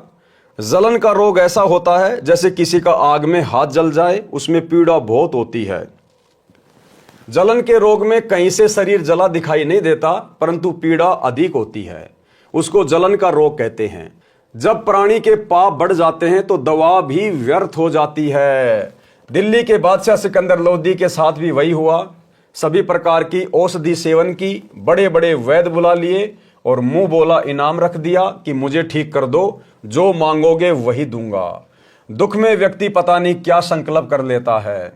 सभी उपाय निष्फल हुए। उसके बाद अपने धार्मिक काजी, मुल्ला, संतों आदि सबसे अपना आध्यात्मिक इलाज करवाया, परंतु सब असफल रहा। जब हम दुखी हो जाते हैं तो हिंदू और मुसलमान नहीं रहते, फिर तो कहीं पर भी रोग कट जाए वहीं पर चले जाते हैं। वैसे तो हिंदू कहते हैं कि मुसलमान बुरे और मुसलमान कहते हैं कि हिंदू बुरे, और बीमारी हो जाए तो फिर हिंदू व मुसलमान नहीं देखते। जब कष्ट आ जाए तब तो कोई बुरा नहीं, बुरा कोई नहीं है। जो मुसलमान बुरे हैं वे बुरे हैं, और जो हिंदू बुरे हैं वे हिंदू भी बुरे हैं, और दोनों में अच्छे भी हैं। हर मजहब में अच्छे और बुरे व्यक्ति होते हैं, लेकिन हम जीव हैं, हमारी कोई जाति व्यवस्था नहीं है। हमारी जीव जाति है, हमारा धर्म मानव है, परमात्मा को पाना है। हिंदू वैद तथा आध्यात्मिक संत भी बुलाए, स्वयं भी उनसे जाकर मिला और सबसे आशीर्वाद व जंत्र मंत्र करवाए, परंतु सब चेष्टा निष्फल रही।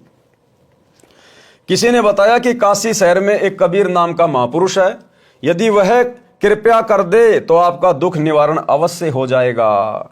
जब बादशाह सिकंदर ने सुना कि एक काशी के अंदर महापुरुष रहता है, तो उसको कुछ कुछ याद आया कि वह तो नहीं है जिसने गाय को भी जीवित कर दिया था, क्योंकि उससे पहले परमात्मा सिकंदर के सामने एक चमत्कार कर चुके थे।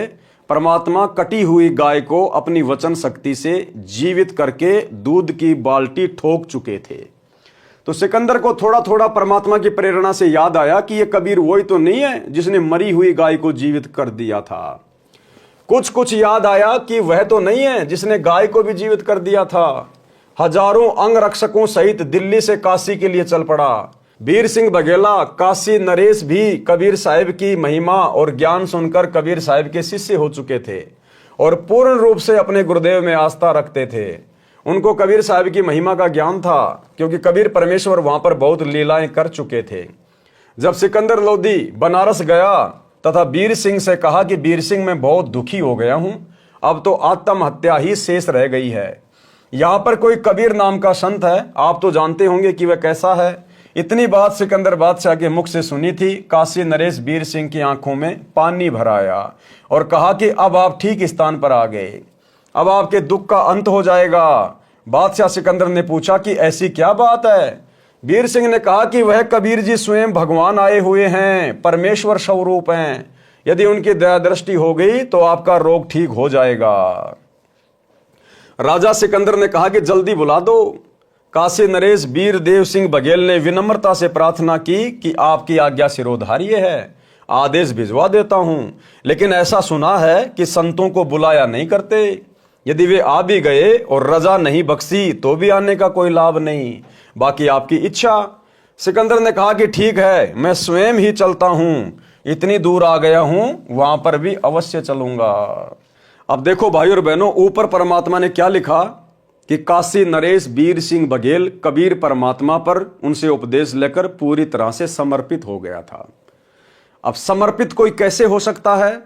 जब उसको ज्ञान अच्छे से समझ में आ जाएगा, संत की स्थिति अच्छे से समझ में आ जाएगी, तभी वो समर्पित हो सकता है।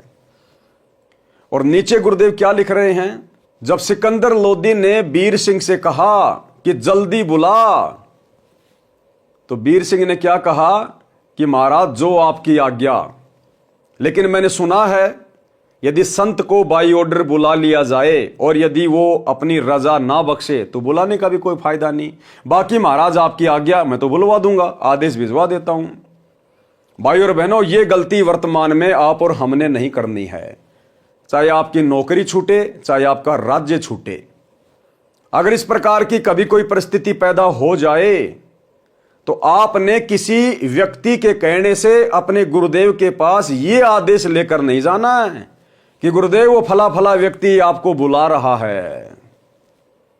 अगर ऐसा कर दिया तो इसका मतलब आपने अपने गुरु से ज्यादा उस व्यक्ति को महत्व दे दिया जिसके आदेश से आप अपने गुरुदेव को उसका हुक्म सुना रहे हो, उसका आदेश सुना रहे हो। तो भले नौकरी छूटे, भले आपका मंत्री पद छूटे, हमने इस प्रकार की गलती किसी व्यक्ति के कहने पर अपने गुरुदेव को हुक्म नहीं देना, किसी का इस प्रकार का आदेश नहीं सुनाना। उसी समय हाथ जोड़ लो भैया, क्यों अपने कर्म फोड़ रहा है? परमात्मा आए हुए हैं, आप और हम दो कोडी के जीव हैं, और जीव की औकात नहीं, चाहे वो प्रधानमंत्री क्यों ना हो, जो परमात्मा के पास अपना आदेश भिजवा दे। जाके चरणों में गिर जाओ, इसी में भला है, क्यों मेरे भी कर्म फुड़वा रहा है। इस प्रकार से हमने कॉमन सेंस का प्रयोग करना है।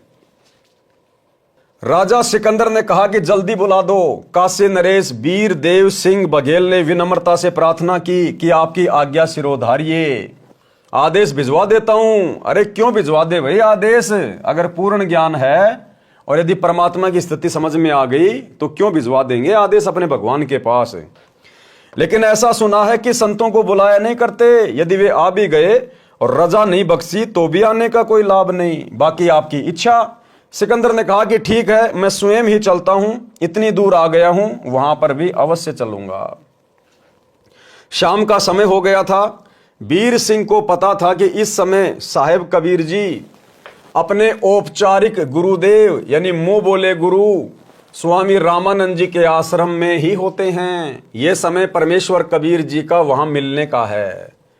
वीर देव सिंह बघेल, काशी नरेश तथा सिकंदर लोधी दिल्ली के बादशाह दोनों स्वामी रामानंद जी के आश्रम के सामने खड़े हो गए। वहां जाकर पता चला कि कबीर साहिब अभी नहीं आए हैं। जानबूझकर परमात्मा ने देरी कर दी आने में, क्योंकि परमात्मा सिकंदर को अधीन करना चाहते थे, विनम्र करना चाहते थे।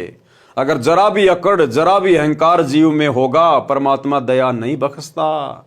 ये नियम है, रूल है परमात्मा का। और परमात्मा ने उसके ऊपर दया करनी थी, इसलिए उसको अधीन भी करना था। जानबूझ के परमात्मा लेट हो गए, जानबूझ के, ताकि वहां पर जो कर्म कांड होना था वो हो जाए, सिकंदर ने जो गलती करनी थी वो हो जाए और उसके अंदर भय उत्पन्न हो जाए, और फिर परमात्मा ने वो चमत्कार करना था। इसलिए तो मालिक कहते हैं, आधीनी के पास है पूर्ण ब्रह्म दयाल, और मान बड़ाई मारियो बेअदबी सिरकाल। यानी अहंकारी व्यक्ति के सिर पे तो काल बैठा रहता है, परमात्मा 100 कोस दूर होता है। आने ही वाले हैं। वीर सिंह अंदर नहीं गए, बाहर सेवक खड़ा था, उससे ही पूछा। सिकंदर ने कहा कि तब तक आश्रम में विश्राम कर लेते हैं। राजा वीर सिंह ने स्वामी रामानंद जी के द्वारपाल सेवक से कहा कि रामानंद जी से प्रार्थना करो कि दिल्ली के बादशाह सिकंदर लोधी आपके दर्शन भी करना चाहते हैं और साहिब कबीर का इंतजार भी आपके आश्रम में ही करना चाहते हैं। सेवक ने अंदर जाकर रामानंद जी को बताया कि दिल्ली के बादशाह सिकंदर लोधी आए हैं। रामानंद जी मुसलमानों से घृणा करते थे। रामानंद जी ने कहा कि मैं इन मलेच्छों मुसलमानों की शक्ल भी नहीं देखना चाहता। अब भाई और बहनों, कहां तो रामानंद भी तो कबीर परमात्मा का भगत था और दिल्ली का बादशाह चलकर आश्रम में आ रहा था, लेकिन रामानंद ने उनको एंट्री नहीं दी। उस भगत ने अपने आश्रम में राजनेताओं को एंट्री नहीं दी। भले ही वो मुसलमानों से घृणा करता था, लेकिन उसके बावजूद भी उसने मुसलमान को एंट्री नहीं दी, मुसलमान राजा को, जो कि राजा था। जैसे आज वर्तमान में भारत का प्रधानमंत्री नरेंद्र मोदी है, इसी प्रकार उस समय वो भारत का प्रधानमंत्री था सिकंदर लोधी। उस भगत ने अपने आश्रम में उसको एंट्री नहीं दी। और वर्तमान में क्या हो रहा है? वर्तमान में गुरुदेव का परिवार, ये कोऑर्डिनेटर सतगुरु रामपाल जी के भगत जो सतलोक आश्रमों से जुड़े हुए हैं, बिन बुलाए मेहमान की तरह 2 कोडी के राजनेताओं की रैलियों में जा जाके धक्के खा रहे हैं। 2 कोडी के राजनेताओं की रैलियों में धक्के। अरे रामानंद ने तो चलो इस कारण से उस प्रधानमंत्री को, राजा को अपने आश्रम में एंट्री नहीं दी, क्योंकि वो मुसलमानों से नफरत करता था। तो इसी प्रकार आप और हम भगत भाई बहन अपने गुरुजी के वचन में बंधे हुए हैं कि भक्तों का राजनीति से कोई मेल नहीं है। भक्ति में राजनीति हानि का सौदा है। हमने राजनेताओं के पीछे नहीं दौड़ना है। हमने इस आधार से 2 कोडी के राजनेताओं के पीछे नहीं दौड़ना चाहिए, लेकिन इसके बावजूद भी अपने गुरुजी की मर्यादाओं को तुड़वाकर संगत को 2 कोडी के राजनेताओं से जोड़ा जा रहा है। संगत में पीले पर्चे भेज भेज कर कोऑर्डिनेटरों के माध्यम से बीजेपी की सदस्यता दिलवाई जा रही है। अरे हमसे तो वो रामानंद लाख गुना अच्छा था। अगर वर्तमान में कोई मंत्री और प्रधानमंत्री अगर इन सतलोक आश्रमों में आना चाहे, तो ये लोग तो दामाद की तरह उसको पता नहीं क्या क्या खिलाएंगे, क्या क्या उसको कहां कहां उसको बैठाएंगे। भाई जब ये राजनेताओं की रैलियों में बिना बुलाए मेहमान की तरह भक्तों को भेज देते हैं, तो सोचो अगर इनके आश्रम में कोई राजनेता आ गया वर्तमान में, तो ये गुरुदेव का परिवार तो अपनी पलके बिछा देगा उनके स्वागत में, अपना कलेजा निकाल के खिला देगा उनको, क्योंकि इनको तो राजनेता पार करेंगे, इनको तो मान बढ़ाई चाहिए, इनको भक्ति नहीं चाहिए, इन्होंने राजनेताओं को खुश करना है, भगवान को खुश नहीं करना।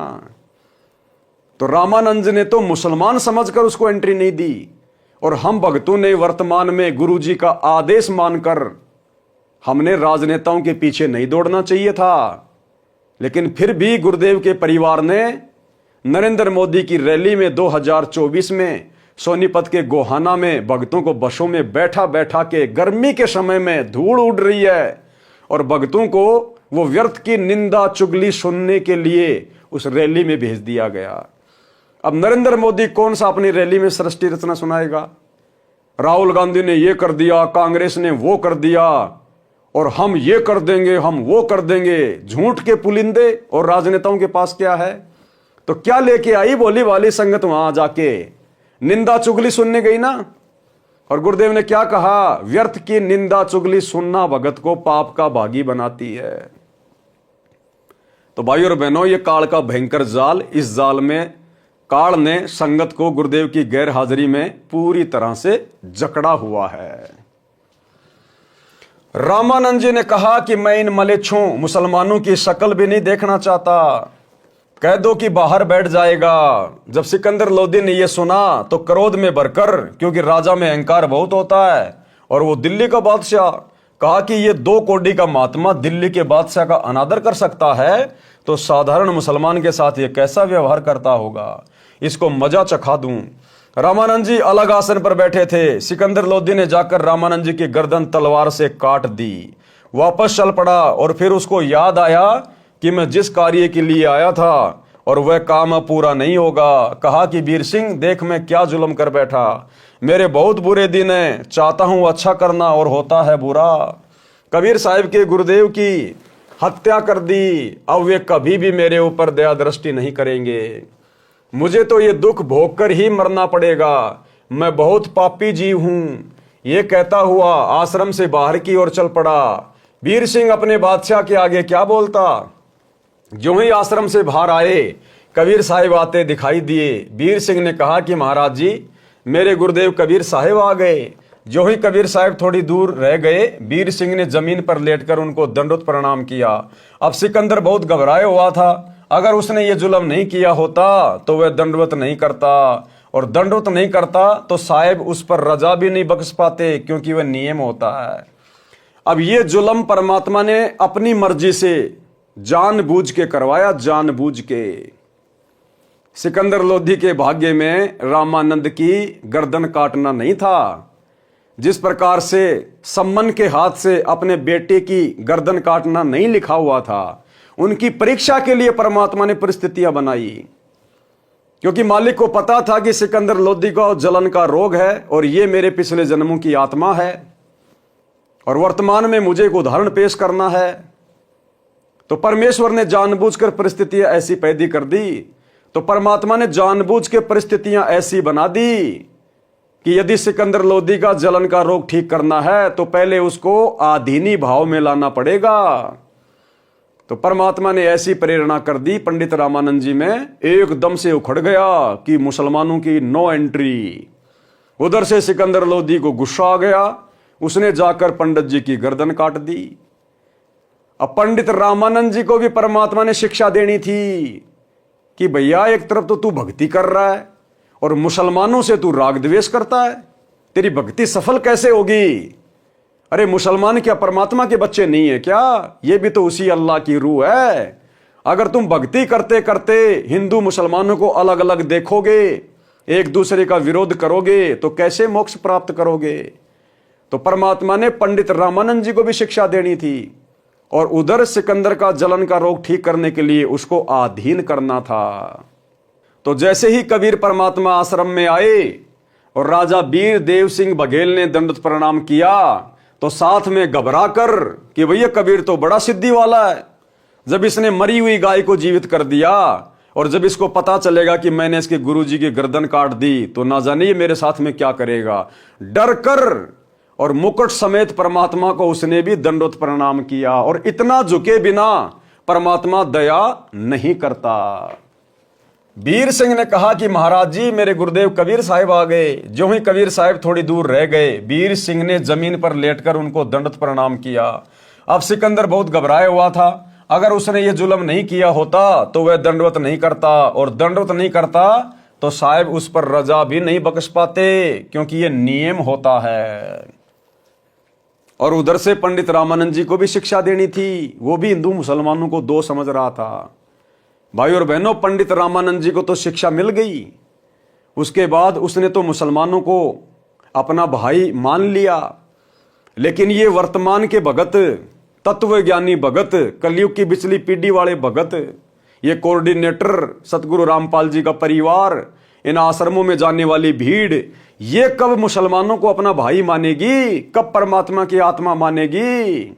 अभी कुछ ही दिन पहले बजरंग दल वाले, विश्व हिंदू परिषद वाले मध्य प्रदेश में बांग्लादेश के मुसलमानों के खिलाफ रैलियां निकाल रहे थे, नारेबाजी कर रहे थे। और इधर से सतलोक आश्रम मैनेजमेंट हरियाणा ने अपने कोऑर्डिनेटरों के माध्यम से हजारों की संगत को मध्य प्रदेश में बांग्लादेश के मुसलमानों के खिलाफ बजरंग दल वालों की रैलियों में बैठा दिया। अरे कहां गया तुम्हारा नारा जो तुम दुनिया में भोगते रहते हो, चिल्लाते रहते हो कि जीव हमारी जाति है, मानव धर्म हमारा, हिंदू मुस्लिम सिख ईसाई धर्म नहीं कोई न्यारा। कहां गया तुम्हारा नारा, कहां गया तुम्हारा ज्ञान। तुम्हारी बुद्धि को चूहे कुतर गए, चूहे। तुम्हें कुछ भी दिखाई नहीं देता। आज भी तुम्हें हिंदू मुसलमान दो दिखाई दे रहे हैं। आज भी तुम पक्ष और विपक्ष में पड़े हुए हो, जबकि परमात्मा ने कहा कि पक्षा पक्षी के कारण सब जग रहा बुलान। ये पूरा संसार तो जाति और धर्म में उलझा हुआ है, पक्ष और विपक्ष में उलझा हुआ है। पक्षा पक्षी के कारण, यानी पक्ष और विपक्ष के कारण सब जग रहा बुलान। अरे निष्पक्ष होके हरि बजाय वो है भगत सुजान। सच्चा भगत तो वो है जो ना किसी में हिंदू देखे, ना किसी में मुसलमान देखे, सबको परमात्मा की आत्मा की दृष्टि से देखे। तो 650 साल पहले पंडित रामानंद जी की तो आंखें खोल दी परमात्मा ने, लेकिन आज इन लोगों की आंखें नहीं खुल रही, कलयुग की बिचली पीढ़ी वाले भक्तों की। इसलिए दास बारंबार इनको काल प्रेरित बोलता है, काल प्रेरित। परमात्मा कहते हैं अति आधीन दीन हो प्राणी, ताते कहिए ये अकथ कहानी। कि धर्मदास ये तत्व ज्ञान उस आत्मा को बताना जो इस ज्ञान को सुनने के लिए आतुर हो। अति आधीन दीन हो प्राणी, उसको कहिए ये अकथ कहानी। ऊंचे पात्र जल ना जाई, ताते नीचा हो जे भाई। आदिनी के पास है पूर्ण ब्रह्म दयाल, मान बढ़ाई मार ये बेअदबी सिरकाल। कबीर परमेश्वर ने यहां पर एक तीर से दो शिकार किए। स्वामी रामानंद जी में धर्म भेदभाव की भावना शेष थी, जैसे आज सतलोक आश्रम मैनेजमेंट हरियाणा में गुरुदेव के परिवार में इन कोऑर्डिनेटरों में धर्म भेदभाव की भावना शेष है, कूट कूट के भरी है। स्वामी रामानंद जी में धर्म भेदभाव की भावना शेष थी, वह भी निकालनी थी। रामानंद जी मुसलमानों को हिंदुओं से अभी भी भिन्न तथा हे मानते थे। सिकंदर में अहंकार की भावना थी, यदि वह नम्र नहीं होता तो कबीर साहिब कृपया नहीं करते तथा सिकंदर स्वस्थ नहीं होता। वीर सिंह को देखकर तथा डरते हुए सिकंदर लोधी ने भी दंडवत प्रणाम किया। कबीर परमेश्वर जी ने दोनों के सिर पर हाथ रखा और कहा, दो दो नरेश आज मुझ गरीब के पास कैसे आए हैं, मुझ गरीब को कैसे दर्शन दिए। परमेश्वर कबीर जी ने अपना हाथ उठाया भी नहीं था कि सिकंदर का जलन का रोग समाप्त हो गया। सिकंदर लोधी की आंखों में पानी आ गया। संत के सामने ये मन यानी काल भाग जाता है और ये आत्मा ऊपर आ जाती है, क्योंकि परमात्मा आत्मा का साथी है। अंतर्यामी एक तुम, आत्म के आधार, और जो तुम छोड़ो हाथ तो मोय कौन उतारे पार। आत्मा का आधार कौन है? कबीर भगवान है। कबीर भगवान सतगुरु रामपाल जी क्या कह रहे हैं? परमात्मा संत के सामने ये मन भाग जाता है। तो भाइयों और बहनों, आज गुरुदेव भगवान की गैर हाजिरी में संत किसके साथ है? संत यानी परमात्मा कबीर देव किसके साथ है? हम सतसेवकों के साथ है, जो काल हमारे आसपास भी नहीं फटक रहा। और इन आश्रमों में आए दिन वो काल इनके सिर पर बैठकर सारे कुकर्म भक्ति विरुद्ध कर्म करवा रहा है। स्वामी रामानंद जी को जीवित करना। सिकंदर लोदी ने पैर पकड़कर छोड़े नहीं और रोता ही रहा। परमेश्वर जाने जान होते हुए भी कबीर साहिब ने सिकंदर लोदी दिल्ली के बादशाह से पूछा, क्या बात है? सिकंदर ने कहा कि दाता, मैंने घोर अपराध कर दिया, आप मुझे क्षमा नहीं कर सकते। जिस काम के लिए मैं आया था वह असाध्य रोग तो आपके स्पर्श मात्र से ही ठीक हो गया। इस पापी को क्षमा कर दो। कबीर साहिब ने कहा, क्षमा कर दिया, ये तो बता हुआ क्या? सिकंदर ने कहा कि आप क्षमा नहीं कर सकते, मैंने ऐसा पाप किया है। कबीर साहब ने कहा कि क्षमा कर दिया। सिकंदर ने फिर कहा कि सच में माफ कर दिया? कबीर साहब ने कहा कि हाँ, क्षमा कर दिया। अब बता क्या कष्ट है? सिकंदर ने कहा कि दाता, मुझ पापी ने गुस्से में आकर आपके गुरुदेव का सिर कलम कर दिया। और फिर सारी कहानी बताई। कबीर साहब बोले, कोई बात नहीं, जो हुआ प्रभु इच्छा से हुआ है। जो हुआ किससे हुआ? प्रभु इच्छा से। प्रभु कौन? कबीर जी। तो जैसा परमात्मा ने चाहा वैसा ही हुआ ना। तो क्या कहा परमेश्वर ने? जो हुआ प्रभु इच्छा से हुआ है। आप स्वामी रामानंद जी का अंतिम संस्कार करवा कर जाना, नहीं तो आप निंदा के पात्र बनोगे।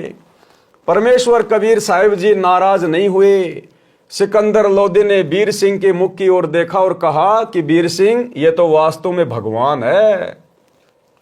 देखिए, मैंने गुरुदेव का सिर काट दिया और कबीर जी को क्रोध भी नहीं आया। 10 साल से परमात्मा निर्दोष होते हुए हिसार जेल में बैठे हैं और किसी को कोई श्राप नहीं, किसी को कोई बद्दुआ नहीं।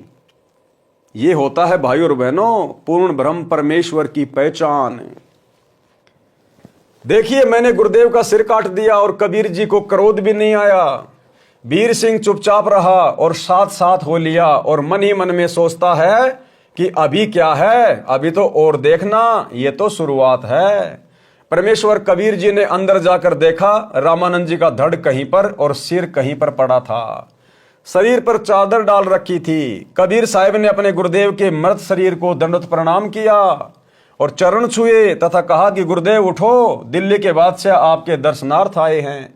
एक बार उठना, दूसरी बार ही कहा था, सिर अपने आप उठकर धड़ पर लग गया और रामानंद जी जीवित हो गए। रामानंद जी के शरीर से आधा खून और आधा दूध निकला हुआ था। जब साहिब कबीर ने स्वामी रामानंद जी से कारण पूछा तो साहिब ने बताया कि स्वामी जी, आपके अंदर ये थोड़ी सी कसर और रह गई है कि अभी तक आप हिंदू और मुसलमानों को दो समझते हो। इसी प्रकार वर्तमान में गुरुदेव का परिवार, ये कोऑर्डिनेटर आश्रम वाले आज भी हिंदू और मुसलमानों को दो समझ रहे हैं। अन्यथा मुसलमान चाहे बांग्लादेश के हो चाहे हिंदुस्तान के हो, बाढ़ में जाए, चाहे हिंदू मुसलमान को सता रहा है या मुसलमान हिंदुओं को सता रहा है। हमारा काम है, यदि संपर्क हो जाए तो गुरुजी का ज्ञान समझाना। हम भक्तों का ये कर्म नहीं है कि हिंदुओं का पक्ष ले लो मुसलमानों के विरोध में और मुसलमानों का पक्ष ले लो हिंदुओं के विरोध में। ये भक्तों के कर्म नहीं है। भगत कभी ये पक्ष और विपक्ष की भूमिका में नहीं पड़ता, अन्यथा परमात्मा से कोसों दूर हो जाता है। तो भाई और बहनों, वर्तमान पिछली पीढ़ी में भी देख लो काल का किस कदर तांडव मच रहा है संगत के ऊपर। 30 वर्षों से इतना ज्ञान देने के बाद भी संगत वही कर्म कर रही है जो कर्म परमात्मा को दुखी करते हैं। आज भी ये लोग हिंदू मुसलमानों को दो मान रहे हैं। तो साहिब ने बताया कि स्वामी जी, आपके अंदर ये थोड़ी सी कसर और रह गई है कि अभी तक आप हिंदू और मुसलमानों को दो समझते हो, इसलिए आधा खून और आधा दूध निकला है। आप अन्य जाति वालों को अपना साथी समझ चुके हो। ये जीव सभी एक हैं। आप तो जानी जान हो, आप तो लीला कर रहे हो, अर्थात उसको गोलमोल भी कर दिया और समझा भी गए। बात को गोलमोल भी कर दिया कि ये स्वामी जी, आप तो जानी जान हो, मेरे से क्या पूछ रहे हो। जब रामानंद जी ने पूछा ना कि भाई कबीर, मेरे शरीर से आधा खून और आधा दूध क्यों निकल रहा है, तो परमात्मा ने गोलमोल कर दिया कि आप तो जानी जान हो, आप तो सब कुछ जानते हो, मेरे को तो मुफ्त में बढ़ाई दे रहे हो। और फिर परमात्मा ने बताया कि क्यों आधा खून और क्यों आधा दूध, कि अभी भी आप मुसलमानों को अलग मान रहे हो, उनके साथ में आप द्वेष करते हो, ईर्ष्या रखते हो, इसलिए अभी आपके अंदर कमी है। तो परमात्मा ने रामानंद जी को समझा भी दिया और बात को गोलमोल भी कर दिया। ठीक इसी प्रकार भाई और बहनों, वर्तमान में हिसार जेल से जो विशेष संदेश आ रहे हैं, इन संदेशों में परमात्मा सतलोक आश्रम मैनेजमेंट हरियाणा के पाखंड का जिक्र भी कर देते हैं और थोड़ी देर बाद में उनकी बड़ाई करके और हम सत्सेवकों की थोड़ी सी हल्की सी, अब हम उसको बुराई तो नहीं कह सकते, लेकिन वर्तमान परिस्थितियों के अनुसार जो लीला कर रहे हैं गुरुदेव, उसको बुराई ही कहा जाएगा। हम सत्सेवकों को परमात्मा थोड़ा सा धमका कर और सतलोक आश्रम मैनेजमेंट हरियाणा को खुश करके कि बच्चों बहुत बढ़िया सेवा कर रहे हो, बहुत अच्छी सेवा कर रहे हो, मेरी आत्मा गदगद हो गई, तो परमात्मा उनको खुश भी कर देते हैं कि ये भक्ति पे लगे रहे नालायक। और असलियत भी परमात्मा बीच बीच में बता देते हैं कि तुम कितने घटिया स्तर पर जा रहे हो, तुम तो जगत वालों से भी गए गुजरे हो, जगत वालों से भी गए गुजरे। एक छोटी सी 2 मिनट की ऑडियो सतलोक आश्रम वालों के लिए गुरुदेव क्या कह रहे हैं, सुनिए। विचार करना होगा कि हम कौन है, कहां से आए। आपस में खेचातानी रखते हो अभी भी भगत हो गए। अच्छे इंसान तो जगत वाले भी ना करते ऐसा जैसे भगत कर रही है। अच्छे इंसान तो जगत वाले भी ना करते ऐसा जैसे भगत कर रही है। अच्छे इंसान तो जगत वाले भी ना करते ऐसा जैसे भगत कर रही है। किसी को छोटी सी सेवा दे देते, कोऑर्डिनेटर बना दिया, उन्होंने सोचा मैं खुदा बन गया।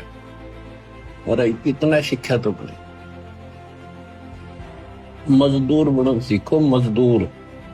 और कई देखा है कि कोऑर्डिनेटर या जिसकी जो भी व्यवस्था लगाई जाए तो व्यवहार भी ठीक नहीं करते, धमकान लग जाते, फुरकान लग जाते। और कुछ ऐसी भी शिकायतें आई हैं जो बहन बेटियों के साथ गलत मैसेज भी डालते हैं। तो वो दुष्ट लोग ना तो कोऑर्डिनेटर के योग्य है ना वो भगत के योग्य। और कुछ ऐसी भी शिकायतें आई हैं जो बहन बेटियों के साथ गलत मैसेज भी डालते हैं। तो वो दुष्ट लोग ना तो कोऑर्डिनेटर के योग्य है ना वो भगत के योग्य। और कुछ ऐसी भी शिकायतें आई हैं जो बहन बेटियों के साथ गलत मैसेज भी डालते हैं। तो वो दुष्ट लोग ना तो कोऑर्डिनेटर के योग्य है ना वो भगत के योग्य। तो ऐसा तो संगत माई कुसंगत उपजेगी और ऐसी कुसंगत होगी फिर हम रखेंगे नहीं उसको खेत में। किसान उस कुबाड़ को पाड़ कर खेत से बाहर फेंक देता है, तो उसको आप मिशन से निकाल दिया जाया करेगा। सुधर जाओ, एक के नहीं सुनी जाया करती थी, सामूहिक शिक्षा दी जाती है, अमल कर लो इन पे। कर्म बतेरे फोड़ लिए, इस ज्ञान का असर क्या हुआ? थोड़ा सा सुख होते हो फिर पक्के एजेंट काल के बन जाते हैं, बकवाद वही करनी, भगवान से दूर हो जाना। थोड़ा सा सुख होते हो फिर पक्के एजेंट काल के बन जाते हैं, बकवाद वही करनी, भगवान से दूर हो जाना। थोड़ा सा सुख होते हो फिर पक्के एजेंट काल के बन जाते हैं, बकवाद वही करनी, भगवान से दूर हो जाना। तो भाई और बहनों, आज भी धरती पे वही कबीर परमात्मा है जिसने रामानंद जी की बड़ाई भी कर दी और रामानंद जी को समझा भी दिया और बात को गोड़ मोड़ भी कर दिया। ये सभी जीव एक हैं, आप तो जानी जान हो, आप तो लीला कर रहे हो, अर्थात उसको गोलमोल भी कर दिया और समझा भी दिया। कबीर अलख इलाई एक है, नाम धर्या दोए। अब देखो ये कितनी गहरी वाणियां हैं भाई और बहनों, ये सांकेतिक वाणियां हैं। और ये 7 संगतियां परमात्मा ने इसीलिए शुरू करवाई हैं ताकि इन संकेतों को समझकर हम अपने गुरुदेव को परमात्मा के रूप में हृदय से स्वीकार कर लें। आज भगत समाज जिस प्रकार से अपने गुरु को मानुष मान रहा है और भगवान मानता है, कबीर मानता है उस दाढ़ी मूछ वाली नकली फोटो को, तो परमात्मा क्या समझाना चाह रहे हैं? कबीर अलख इलाई एक है, नाम धराया दो, कि वो परमात्मा एक ही है और नाम धराए दो। कैसे? गुरु और गोविंद। जबकि वो गोविंद यानी कबीर परमात्मा खुद ही गुरु बनता है, लेकिन फिर भी आज गुरुदेव भगवान अपने आप को क्या कहते हैं? मैं तो कबीर जी का भेजा हुआ संत हूं, उनका भेजा हुआ दास हूं। है वो एक ही परमात्मा, लेकिन यहां पर डबल डबल रोल कर रहा है। क्या कह रहे हैं मालिक? अलख इलाई एक है, यानी वो कबीर भगवान अल्लाह एक ही है, लेकिन नाम धराया दोए। एक नाम से दुनिया जानती है कबीर, कबीर परमात्मा, और दूसरा नाम वर्तमान में क्या रख लिया? संत रामपाल, संत रामपाल। तो क्या कह रहे हैं गुरुदेव? अलख इलाई एक है, नाम धराया दोए। कहे कबीर दो नाम सुन, भरम पड़ो मत कोई। अरे ये 2 नाम सुन के भरम में मत पड़ जाना कि हमारे गुरु जी अलग हैं और कबीर जी अलग हैं। वो एक ही शक्ति है। अरे वो एक ही शक्ति कबीर भगवान। और सतयुग में अपना क्या नाम धराया? सत सुकृत। तो क्या कबीर और सत सुकृत दो अलग अलग थे क्या? नहीं। उस कबीर भगवान ने त्रेता युग में अपना नाम धराया मुनिंदर ऋषि। तो क्या मुनिंदर और कबीर परमात्मा अलग अलग थे क्या? नहीं। द्वापर में उसने अपना नाम रखवाया करुणामय। तो क्या कबीर और करुणामय अलग अलग थे क्या? नहीं। 350 साल पहले अपना नाम रखवाया गरीबदास। तो क्या गरीबदास और कबीर अलग अलग थे? नहीं। और वर्तमान में अपना नाम रखवाया संत रामपाल दास। तो क्या सतगुरु रामपाल जी और कबीर परमात्मा अलग अलग है क्या? अब ये आप और हमारी कॉमन सेंस के ऊपर है। तो क्या कह रहे हैं गुरुदेव? कबीर अलख इलाई एक है, नाम धराया दो। कहे कबीर दो नाम सुन, भ्रम पड़ो मत कोई। कि ये दो नाम सुनकर भ्रम में मत पड़ जाना कि सतगुरु रामपाल जी और कबीर जी अलग अलग होंगे। दोनों एक ही हैं। कबीर राम रहीमा एक है, नाम धराया दो। कहे कबीर दो नाम सुन, भ्रम पड़ो मत कोई। जिस प्रकार हिंदू उस अल्लाह को क्या कहते हैं? राम। और मुसलमान उस अल्लाह को क्या कहते हैं? रहीम। तो परमात्मा कहते हैं वो तो एक ही शक्ति है। ये तो तुम सोच रहे हो कि वो अलग अलग हैं। ठीक इसी प्रकार गुरु ही परमात्मा है, गुरु ही कबीर है। भले हम अपनी छोटी बुद्धि से गुरु को अलग माने, कबीर जी को अलग माने, लेकिन आध्यात्मिक दृष्टि से वो कबीर परमात्मा खुद ही गुरु बनकर आता है। तो हमारे गुरुदेव जो पूर्ण गुरु की भूमिका कर रहे हैं, स्वयं परमात्मा है। सतगुरु पूर्ण ब्रह्म है। सतगुरु आप अलेख और सतगुरु रमता राम है, याम में मीन न मेख। और भाई और बहनों, परमात्मा कहते हैं गुरु को पूर्ण ब्रह्म कर जाने। अब पूर्ण ब्रह्म कौन है? कबीर जी। तो गुरु को क्या मान के चले? कबीर। गुरु को पूर्ण ब्रह्म कर जाने और भाव कभू नहीं आने। अपने मन में और विचार भी मत करना इसके अलावा कि मेरे गुरु के अलावा कोई और भी परमात्मा होगा, कोई और भी कबीर होगा। ये स्वयं ही कबीर हैं। कबीर कृष्ण करीमा एक है, नाम धराया दो। कहे कबीर दो नाम सुन, भ्रम पड़ो मत कोई। कबीर काशी काबा एक है, एक राम रहीम। मैदा एक पकवान बहु, बैठी कबीरा जी में। जिस प्रकार मैदा एक ही वस्तु है, लेकिन उसके कई प्रकार के आइटम बन जाते हैं। उसकी मिठाइयां बन जाती है, मैदा की बर्फी भी बन जाती है, मैदा से लड्डू भी बन जाता है। अब लड्डू अलग, बर्फी अलग, नाम अलग अलग हो गए, लेकिन वस्तु एक ही है। वो एक ही वस्तु से बनी है। तो इसी प्रकार कबीर परमात्मा ही सतगुरु की भूमिका करता है। इसलिए उनमें कोई भेद नहीं समझना चाहिए। गुरु गोविंद दो नहीं भाई, जब तक दो समझेंगे दो जग में जाही। और आगे देखो परमात्मा ने कितना क्लियर कर दिया, अपना नाम तक लिखवा दिया धर्मदास जी से 650 साल पहले कि वर्तमान में वो कबीर परमात्मा संत रामपाल जी के रूप में आएगा। कबीर एक वस्तु के नाम बहु, लीजे वस्तु पहचान। कि एक ही परमात्मा के बहुत नाम है, उसको पहचान लो। कबीर एक वस्तु के नाम बहुत, लीजे वस्तु पहचान।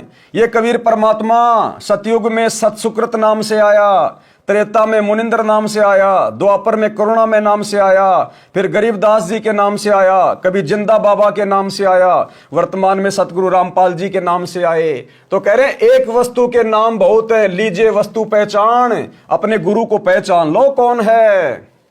कबीर एक वस्तु के नाम बहु, लीजिए वस्तु पहचान। नाम पक्ष नहीं कीजिए, सार तत्व ले जान। कि नाम के चक्कर में मत पड़े कि उसका नाम तो कबीर है, कबीर है, वो कबीर ही भगवान है, डाडी मूछ वाला भगवान है। कहते सार तत्व को पहचान ले। जो ज्ञान वर्तमान में उस कबीर वाला, उस कबीर के जैसा यदि कोई और दे रहा है तो वो कबीर ही है। कबीर के अलावा कोई सृष्टि रचना संसार में नहीं बता सकता। कबीर के अलावा कोई काल से पंगा नहीं ले सकता, समस्त धर्म ग्रंथों को खोल के नहीं बता सकता, निस्वार्थ भाव से परमार्थ का काम नहीं कर सकता, बंदी छोड़ की तत्वदर्शी संत की सतगुरु की भूमिका नहीं निभा सकता कबीर के अलावा कोई भी। तो परमात्मा कह रहे हैं नाम वाम के चक्कर में मत पड़ना, सार वस्तु ले जान, जो सार वस्तु है ना उसको पहचान ले। कबीर सब काहू का लीजिए साचा शब्द निहार, पक्षपात ना कीजिए कह कबीर विचार।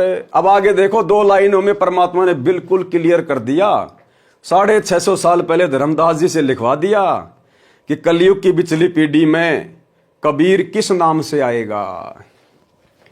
कबीर राम कबीरा एक है दूजा कबू ना होए। कबीर राम कबीरा एक है। अब सांसारिक दृष्टि में तो दुनिया यह समझेगी कि जो दशरथ पुत्र राम है उसके बारे में कहा गया है कि राम कबीरा एक है, लेकिन आध्यात्मिक दृष्टि से हमने क्या समझना है, राम यानी रामपाल। राम कबीरा एक है क्योंकि मालिक को पता था कलयुग की बिचली पीढ़ी में जब मैं रामपाल दास के नाम से जाऊंगा, 8 सितंबर 1951 को गांव धनाना में जाके प्रकट होऊंगा, लीला करूंगा, ये काल इतनी आसानी से मेरे भक्तों को मुझे परमात्मा नहीं मानने देगा। उस दाढ़ी मूछ वाली फोटो के पीछे लगा देगा भक्तों को, जैसे पहले राम और श्री कृष्ण की फोटो के पीछे लगा रखा था। तो मालिक को मालूम था, इसलिए परमात्मा ने संकेतों में धर्मदास जी से लिखवा दिया कबीर राम कबीरा एक है, कि कलयुग की बिचली पीढ़ी वाले भक्तों रामपाल, राम यानी रामपाल और कबीर दोनों एक ही हैं। और एक छोटा सा सत्संग गुरुदेव का हिसार जेल से आया हुआ विशेष संदेश नंबर 75। क्या कह रहे हैं गुरुदेव कि 650 साल पहले वो परमात्मा गरीबदास जी के पास में आए और भाई आज तुम्हारे सामने प्रकट है, पहचान सको तो पहचान लो। तो गरीबदास जी के सामने कौन आए थे, गरीबदास जी के समय कौन प्रकट हुआ था, यही कबीर जिंदा महात्मा के रूप में। और गुरुदेव कह रहे हैं भाई अब तुम्हारे सामने प्रत्यक्ष है, प्रकट है, पहचान सको तो पहचान लो। अब इससे ज्यादा खुल के गुरुदेव और क्या बोलेंगे कि भाई गरीबदास जी का गुरु वो जिंदा बाबा, मैं तुम्हारा गुरु सतगुरु रामपाल जी ही हूं। इसीलिए तो गरीबदास जी ने कहा था कि सतगुरु दिल्ली मंडल आईसी सूती धरनी सूम जगाईसी। कौन सतगुरु? गरीबदास जी अपने सतगुरु के लिए कह रहे हैं कि जो जिंदा बाबा मुझे सतगुरु के रूप में आके मिला था वही आगे चलकर दिल्ली मंडल में आएगा गांव धनाना में कि सतगुरु दिल्ली मंडल आईसी सूती धरनी सूम जगाईसी। और यहां गुरुदेव ने इस ऑडियो में स्पष्ट कर दिया कि उत्तर दक्षिण पूर्व पश्चिम क्यों फिरदा दाने दाने नु, सर्व कला सतगुरु साहिब की हरि आए हरियाणे नु। कि भाई वो गरीबदास जी के समय प्रत्यक्ष प्रकट था और भाई अब तुम्हारे सामने प्रत्यक्ष आया हुआ है, प्रकट है, पहचान सको तो पहचान लो। यानी गुरुदेव ने साबित कर दिया कि तुम्हारा गुरु ही वो कबीर है जो गरीबदास जी को मिला था। सुनिए तो क्या बताते हैं, उत्तर दक्षिण पूर्व पश्चिम फिरता दाने दाने नो, और सर्व कला सतगुरु साहिब की हरि आए हरियाणे। गरीबदास जी के समय आए तेरी बारे भाई प्रगट सामने थारे, पहचाने जात पहचान लियो। गरीबदास जी के समय आए तेरी बारे भाई प्रगट सामने थारे, पहचाने जात पहचान लियो। गरीबदास जी के समय आए तेरी बारे भाई प्रगट सामने थारे, पहचाने जात पहचान लियो। तो भाई और बहनों अब ये वाणी हमने अपने तरीके से समझनी है। एक सिक्के के 2 पहलू होते हैं। परमात्मा एक तीर से अनेकों शिकार करते हैं, अनेकों शिकार। तो आप और हमें परमात्मा इस प्रकार से अपना शिकार बनाना चाहते हैं कि मेरे बच्चे मुझे पहचान लें। कबीर राम कबीरा एक है दूजा कबू न होए। कि अगर कोई दाढ़ी मूछ वाली उस फोटो को ही कबीर जी मान रहा है तो वो तो वैसे भी नहीं है कबीर, वो तो मुर्दा फोटो है, तुम्हारे किसी काम की नहीं।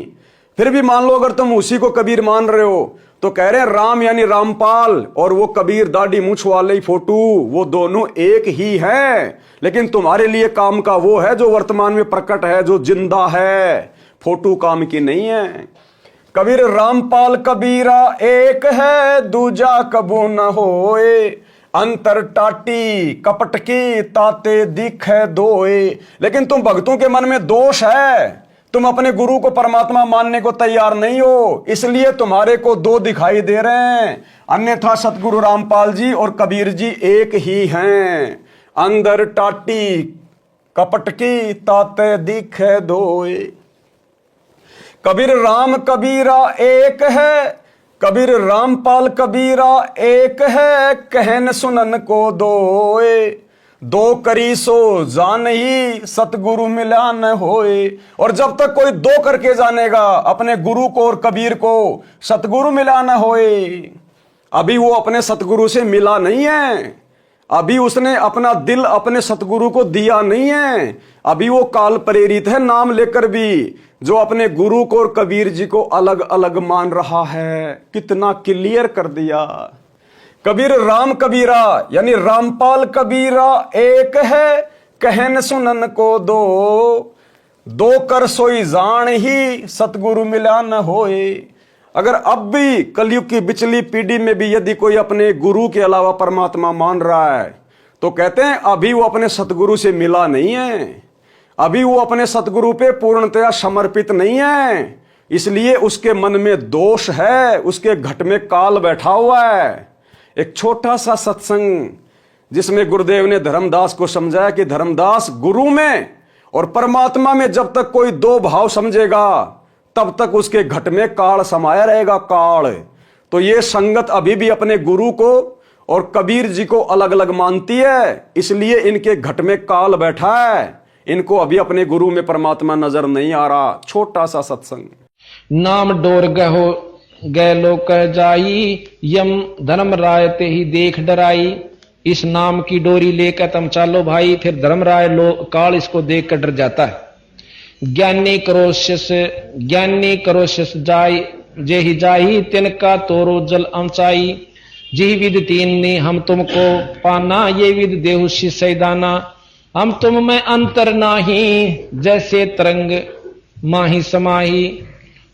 हम तुमको जो दोय कर जाना, ता घट यम बस कर है थाना।